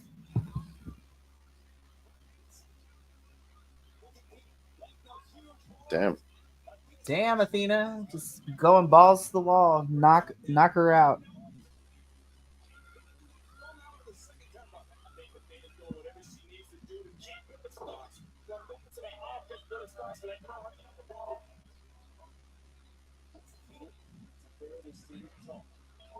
Man, I love that this crowd is booing Athena. Let's go, Billy. Beat her up. Oh my God. Right. Well, and like it makes total sense story-wise because Billy has spent over a year. She spent almost 2 years learning from Athena. Right.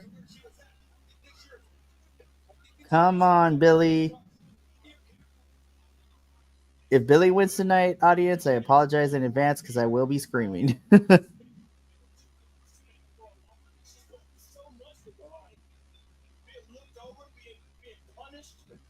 If only. Just call them old school. Right. Seriously. Hey, you know what? I would not be opposed to it, especially because, it would take the trios champions away from them being held hostage by the Death Riders.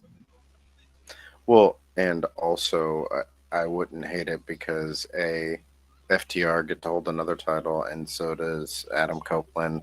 So I think I would see it as a fun way for Adam Copeland to get another run at something because he only has so much longer left in his career. Right. What is oh, Like, damn.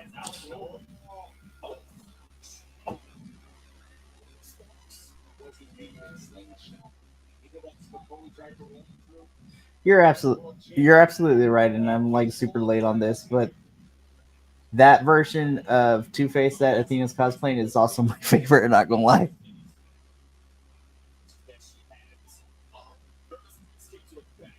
Completely off topic. Have you checked out the new animated Batman that's dropped on Amazon not too long ago? The Cape Crusader. Yeah. No, I haven't seen it yet. I want to watch that, and I've heard really good things about Creature Commandos too. I really enjoyed that animated Batman. I thought it was nice and different. Mm-hmm. I don't know that I've actually watched an animated Batman since we lost the best animated Batman. Yeah, it's been tough for sure. But we can have a whole conversation too, because without going into too much detail, the Flash is probably my favorite superhero of all time, and that has to do with the way that he was portrayed in the Justice League cartoon and the way that he deals with his villains. Mm-hmm. And even in the comic books too, the Rogues Gallery is just like, yeah, you kill Flash, we're gonna kill you too. Like, and it goes back because even in the animated movies and the stuff like that, it's like there's only one rule: do not kill a Flash. Yep. Because then the whole world will fight you.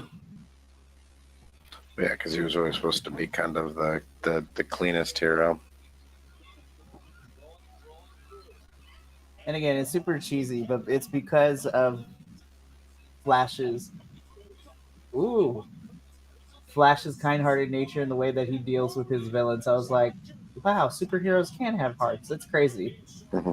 Also, the Justice League cartoon has also left me with multiple trauma, especially after watching the episode with Ace and Batman scene. I'm like, oh God, my heart. Rip my heart out. What? Oh, damn. Oh my gosh, what is she doing? Dude, that's crazy. She had a standing ovation almost. Damn. This makeup point, cameraman, you deserve a raise because every time you're just showing the Two-Face side of Athena, it's like that makeup is on point. Like,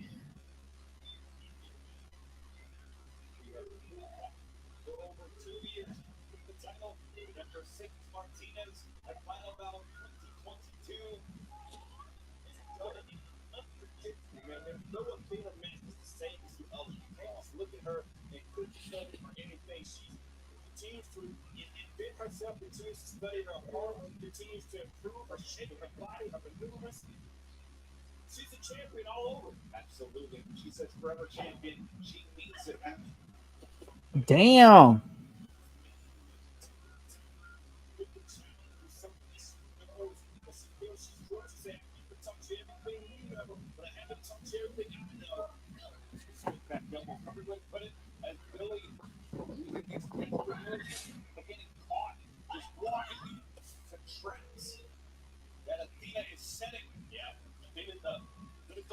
Something new. Oh, jeez. Look at the way that Billy Stark's legs.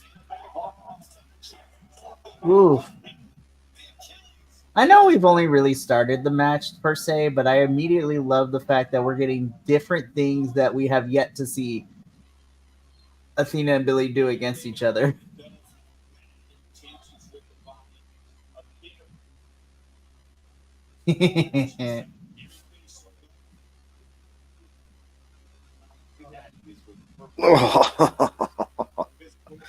Yep.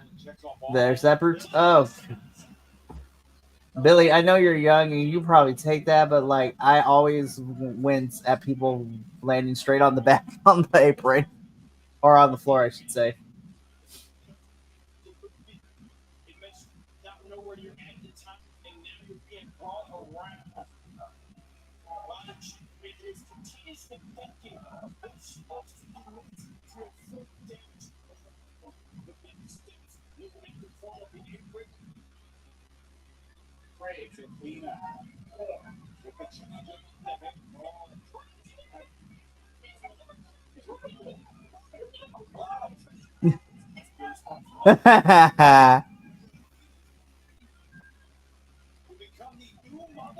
Oh, I don't. Oh, I don't like that Billy's by the steps like that. Oh, ooh, ow. Never mind, take it back.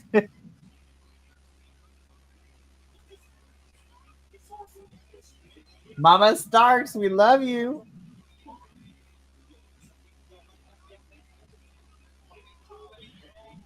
Oh, Jeez Louise. That could have went wrong in so many directions. give us a blade for that, Athena. I would love if Right. Ring of Honor got some blood going.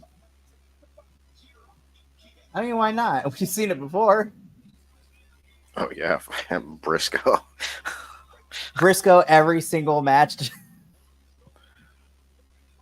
And not to mention more recent, at least for me, more recently when we saw lots of blood was Diamante and Layla and their. Yeah.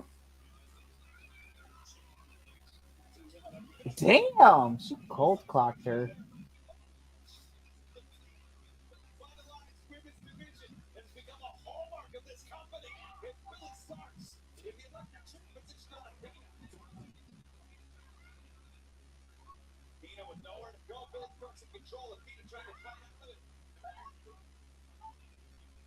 Drop the pain on that apron, losing the pass because of the leg giving on her. Oh, Damn.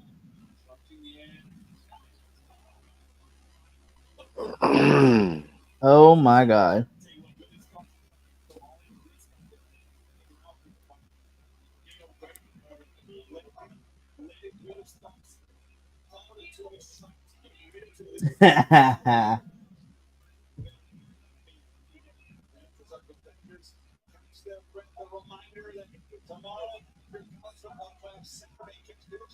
Following the class, coast to coast on TNT 8 p.m. Eastern Time. Of course, Dynamite on 34th Street Wednesday 8 p.m. TBS. Some great wrestling for the holidays. Fill your plate with Ring of Honor and AEW. Of course, that Boxing Day event just announced. We'll be with Hammerstein following Thursday on Honor Club. Who will end the Ring of Honor Boxing Day as the world champion? Here, Boxing Day Raw, first time ever. And moves to take that count out. Billy Starks over here. Number 2. Look at Dana, yes. And taking her time. No rush. Dana grabs a perfect professional wrestler that knows what buttons to push, when to put them. And it's remarkable. She's turned down no challengers. She's turned down no opponents. Does she always follow the rules? No. But she finds a way to win, and in some points it's out. That's often the young woman that's trying to kick it her way to the world championship. Yeah, Billy Starks has always followed the rules. Oh my god. Oh. That grill on the web down in that corner post. Skull to steel. And the champion is dazed. The challenger trying to get to her foot. But it's a beat of the champion. Oh, maybe not. Oh. Yeah, Dana stuck, man. Dana was just moving off instinct. I think she was walking, knocked out, just moving off it like sleepwalking into the position. And now she's in a very bad position. If Billy starts to get her words all about her, she might be able to gain a championship. And it's Billy, the challenger, rolling toward the ropes and beaming out, grabbing that neck. Think about it. Athena just hit the corner post. It just got dropped on her head. That's a lot of damage to the head right there. And Athena doesn't know where she is right now. Just now, anchored in the eyes of the champion. Oh, big back elbow. Focus and determination in the eyes of the champion. Ooh. Both holding up by a friend. Team controlling the match. You call it Caprice. Athena keeps getting up. Wow. Damn. no, that was rough. Ugh. Absolutely. The challenger, staying on the champion here in the struggle. It's Billy Starks. Looking at Oh. Summons move. Summons a card. Fiber. Hooks the leg. 2. Speaking of Sumi Sakai, random but kind of related to wrestling, Hiromu Takahashi has finalized his team to take on Sumi at Battle in the Valley. It's going to be Hiromu Takahashi teaming with Mayu Iwatani and Yuka Sakazaki, which makes me super excited. And then Sumi has yet to decide her two members, so I'm excited to see who Sumi picks. Damn. By the time she was 16 years old, competing in internationally recognized promotion, this woman absorbed knowledge, not afraid to learn. The dark side of some violence here, the stunning champion, thinking about every foul in court thing that's ever been done to her by the woman. She fired right now into the back, paying back. Another impressive thing about Billy Starks, a lot of this she did. She was wrestling while being in college full time and did it successfully. And now the knee and the point of the back right into that spine. Driving that kneecap you see here. This great shot, Hammerstein Ballroom, making history once again. Continue the president to Ring of Honor. Thank you so much for joining us here tonight. The second half of our final battle main event. As Billy Starks, the chin-lock, the point of the Ian and Caprice, I know you have to sell this pay-per-view, but let's be real. This is the main event. There is no other one. Enjoy looking at Athena in the ring. Look at that fight. Look at that angle. That back bend goes Athena fighting through. Maybe the necessity of grabbing the wrist of Billy Starks. Athena has never been denied a Athena in the heart that she has. Oh, pushing out of it. Oh, gosh. Jeez. Who rolls through? Right baseline. Oh my god. Athena sells like crazy. I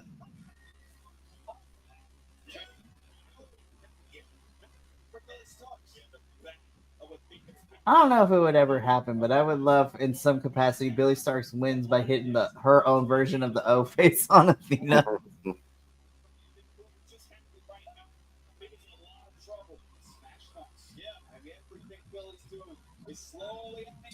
Damn!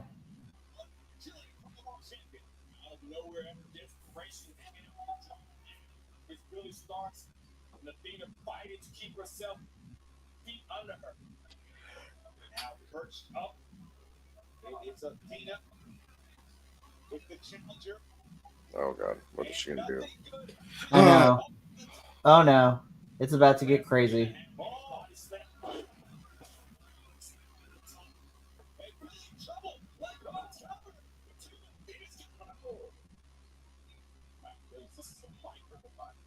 Certainly is. And you saw the instinctability to try and get to the ropes. Maybe try and roll outside Athena. Smart move getting over as quick as she could to go for the pin there. Oh man.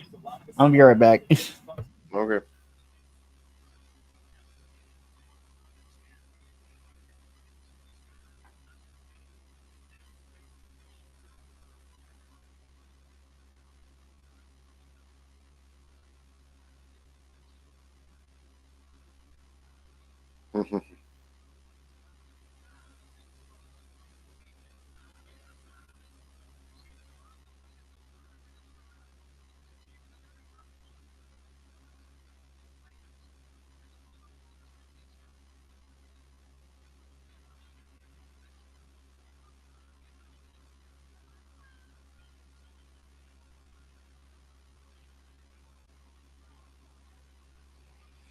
Oh, damn.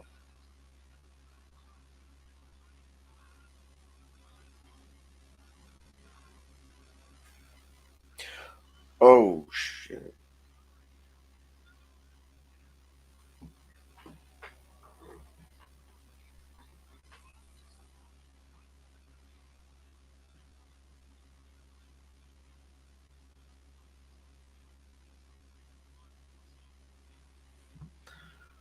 Yeah, I just saw your message. Smart decision. Have Hurt Business win the title. Oh, MVP wouldn't have to do much. Yeah, I mean, I don't think it'd be bad. I think it'd also be interesting to see if they bring in anybody else for the Hurt Business and have them go after it. But yeah, I think at some point having MVP Bobby Lashley and Shelton Benjamin hold that title wouldn't be bad. I do think they have some ideas for Bobby Lashley to hold a big title and probably Shelton Benjamin to do a mid card. But I'm down for any of those guys to get to do stuff. And MVP just had a big match in Bloodsport against Josh Burnett, and he looked pretty good for coming back his first match in quite a while.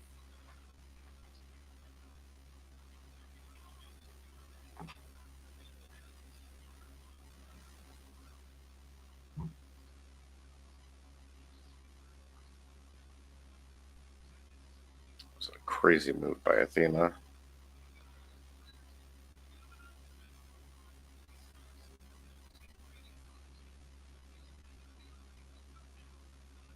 Going for the O-face.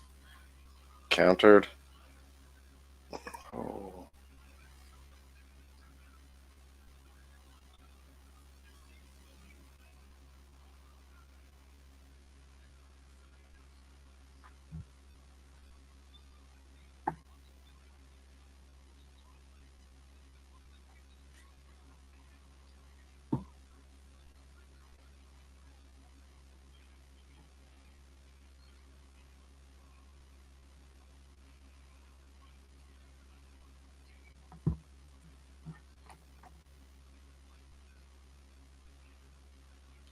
Oh, God, what a kick.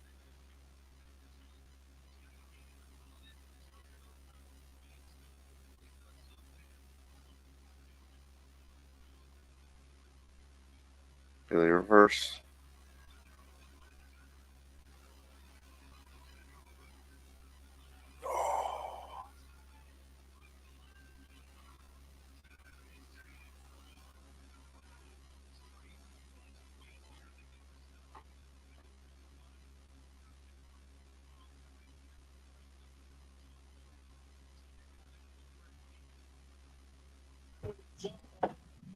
They had a pretty good back and forth series.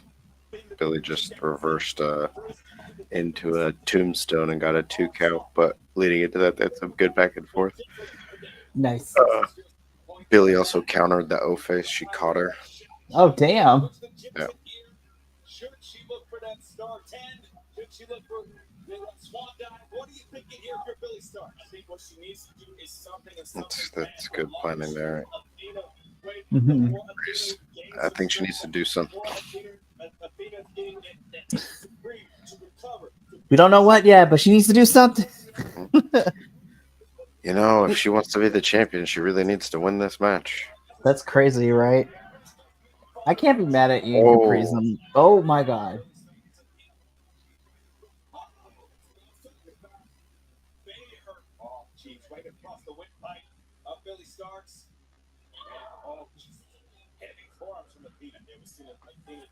Excuse me. Damn.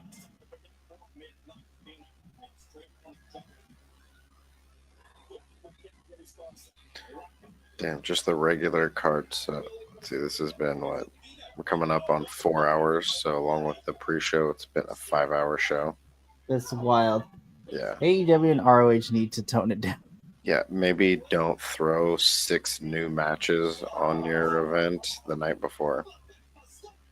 We could have honestly, with the match, like the 6 matches we got made prior to this week, I would have been fine with just those 6 matches.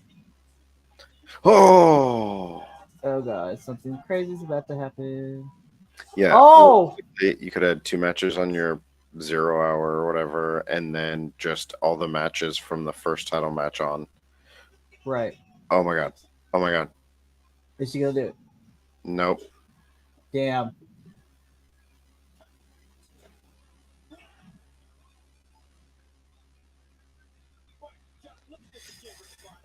Alabama slam on the apron.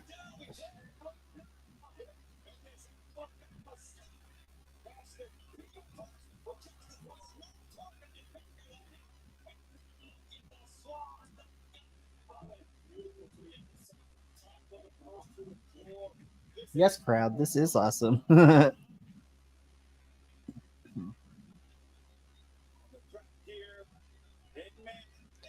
kind of wonder though, if Billy wins, are we gonna see Athena like? Leave ROH. Will she? But will she like disappear basically, or will she be a thorn in Billy's side for a couple of more days or whatever.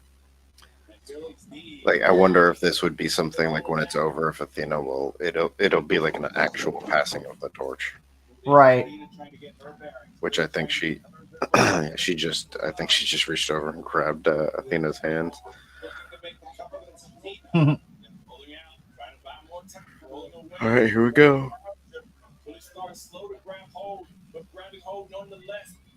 Oh, she's going upstairs. Uh-oh. It's a high-rise district. Nope. Athena's countering. Oh my gosh. Damn.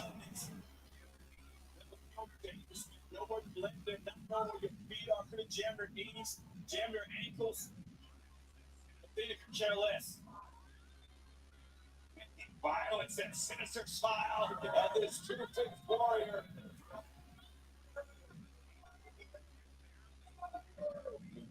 Oh no. I see what's gonna happen. Oh god. Oh. Mike Posey, you taking one for the team.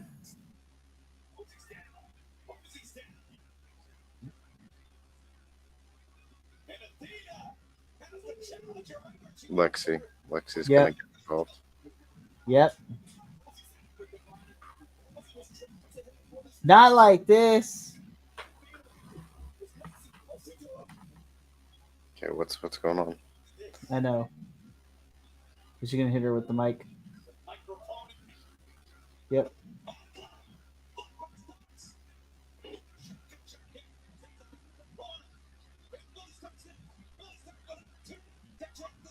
Oh. Oh, Posey's back. Damn.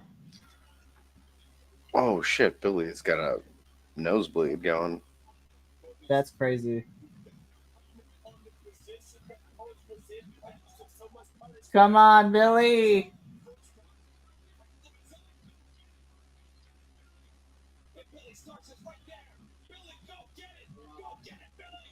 Oh no. Nah, the turnbuckle. No. Oh god, no, that was not great. Oh. There was not rotation to that. No.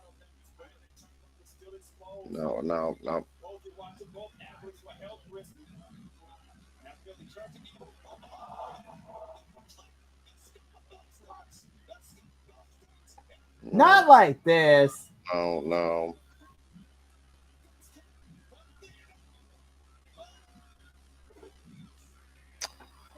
Come on. What are we doing? Dude.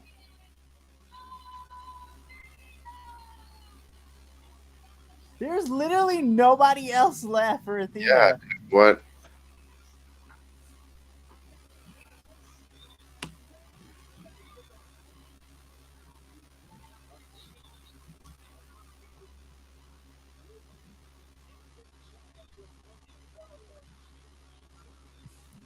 Yeah, nothing against Athena, and I don't blame her for this or anything, but what else does she need to prove? Like, what? Why?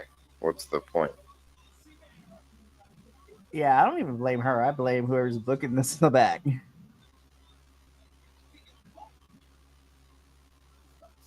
There is no other women on that roster who is an incredible threat right now to Athena. The closest we got was Billy. And the match itself I loved, but this ending was not the right choice. I still in my personal opinion. Match of the night was still that television. Survival of the survival of the fittest. Because this match was good, but there were definitely some spots that were some miscues and some close calls. Oh, speaking of which, Jesse had just texted me. And then he's like, oh, go ahead. I was gonna say, and then just like the outcome and the way it was run, it was just not good. So this is what Jesse said. He's like, yeah, I'm conflicted. Matches were mostly good, but really, really bad booking decisions. And I'm like, simplify it. When we simplify it down, I kind of agree with Jesse. I'm also very conflicted. Definitely by far I enjoyed this pay-per-view the most between the three we've gotten from ROH this year. But there are some very bad booking decisions in my opinion. Yeah, you know what this I think that's part of the reason why the TV title match was so different is this really felt like what ROH is tending to do is, oh, we're going to give you these big things and we're going to make it look like it's something new. We're going to do all this stuff. And then it's going to be the status quo. And it's just not, it's not exciting. And I mean, honestly, some of the matches were good. One match was really good. And a lot of the matches were okay. Yeah, I agree with you on that one. Otra vez. Okay. Like match for match, I think I was probably more entertained by Final Resolution than Final Battle. Ooh, I'm just kidding. I mean, no, I agree with you. And look, we talked a lot of shit last night about Final Resolution with a lot of questionable decisions, but in the weirdest way possible, they made sense for what we got and what we've been telling in TNA. Yeah. But I agree with you. Yeah, Christopher, like we're there with you. Well, I can't speak for Andrew, but in my personal opinion, you've been telling this story with Billy kind of separating herself from Athena for the last couple of months now. Mm-hmm. And then we get this match made for Final Battle. Again, I'm not being a hater because I love Athena and I don't blame her in any shape, way, or form of this. But booking wise, I agree with you, Andrew. There's nothing left for Athena to prove right now. She is the best ROH women's champion. And scratch that, she's the best ROH champion this company has had. She's the longest reigning champion, period. Not like between male or female. She's the longest reigning champion, period. And that record was previously held by Samoa Joe. There's nothing for Athena to prove herself. Like, I feel Billy... I'm a big Billy fan, and that putting my fandom aside, I feel like story-wise, this should have been the genesis of her championship reign. Especially if we took the television title off of her seemingly to tell this story, and this outcome basically just made it seem like a rinse and repeat. Because, like he said, like Christopher said, this is the second time we've had this happen. And the only reason doing what we just did to get to this point made sense was because the first time Billy failed, this was her chance at redemption, and her winning would have been the payoff for that. Now, there was no payoff. There was no point in this. And what do we do after this? Like, what do we do with Athena? What do we do after this? Like, I don't get where we're going with Athena and Billy after this. Literally, Athena has taken out pretty much every single woman on that roster, and she's also taken out women on the AEW roster too. Like, the crazy thing is that this should have been Billy's win, because at least with what we're getting with the Women's Television Championship, again, I still don't have a lot of faith in ROH right now, but with Red quintessentially turning heel because of how she won the title match, I agree with you. I hope with Layla and Red that's not a one and done, because I would be so upset. But with Layla still has somewhere to go because, Red cheated to win. She hit her with the wrench, and so we can continue with that. Billy should have won this one because literally, as our good friend Mr. Crossway, the professor, says, ROH now has painted themselves into a corner because there's nowhere else. There's nobody left. Well, and you can't Billy's not going to suddenly go into the television title picture. There's no one that's really there to challenge Athena. I mean, we look at the tag team division too. Like, the Sons of Texas won which was such a bad mistake too, because you could have put the Righteous as the tag team champions and then revitalized your tag team division, because you have all of those tag teams that could now start coming after them.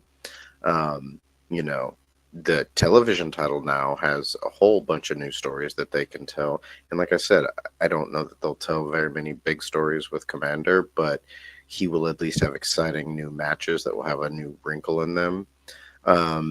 I don't know if they'll do anything with Lee Moriarty. You know, they need to have storylines. There's plenty of people that they could put in there, but coming out of this, it just felt like, cool, Ring of Honor had an event. It's not going to really change anything. I don't feel like, all right, cool, like going into next week, like Ring I want to tune in to see what's going to happen, right? Yeah. And again, personal bias aside and how we felt the last couple of months covering ROH, I feel like there was a lot of hit and miss with this one. Again, I still think this is probably my favorite of the 3 pay-per-views, but that's not saying much. I'm just disappointed because I really wanted to, and again, I really felt that we could have ended 2024 and set some cool stuff up with Righteous being our new tag champs, and then also with Billy being our women's champion to go into 2025. So I'm just like, that's why she was in that tournament. She didn't need to be the champion to go into that tournament. No, she's representing ROH. She doesn't need to win the championship, which makes me think she's probably going to win at Wrestle Dynasty, which is cool. But I also feel like she doesn't need to be the champion to be that. Yeah. Anyways, well, if you want to see our full thoughts, Andrew unfortunately will not be there, but myself and our other ROH compatriot, Jesse, on Monday, this upcoming Monday, we will be covering Final Battle in its entirety. Make sure you tune into that so you can hear all of our thoughts. And I definitely want to get Jesse's thoughts on this too, because Jesse, you know, since we started ROH, outside of, you know, all 4 of us that covered this at the beginning of the year and to where we are now, I feel Jesse's pain because he's grown to watch and love the roster like we did when we started covering TNA in its current form, and just to see it not to go the way that it needs to has been very painful. And I know we joke around about it, but I never wish that upon any wrestling fan, for them to feel so disheartened by the presentation of what we get weekly.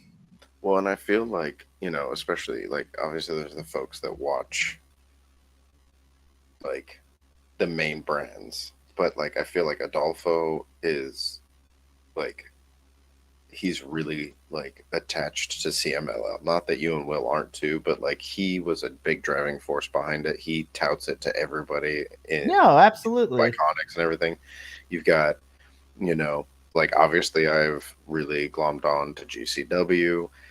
You know, Will into TNA, and I think Jesse, of everybody, like, he, I think, is the biggest ROH fan out of everyone. And so, yeah, I think, you know, as frustrated as I've been and you've been and other people, like, I can see where that's coming from too, because, like, I understand what it is to have, like, your promotion, especially when it's one of the quote unquote smaller promotions and it's not being treated well, it's not being treated right. The people who are loyal to it are not being used well.